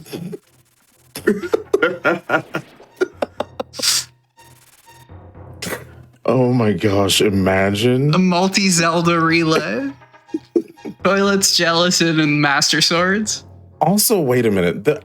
Yes. What would toilet percent be? Can you go to the toilet in Skyward Sword like immediately? You can. Oh my okay. goodness. Well, I'm I can't about. do that. I am going to re-download Skyward Sword and start running 20%.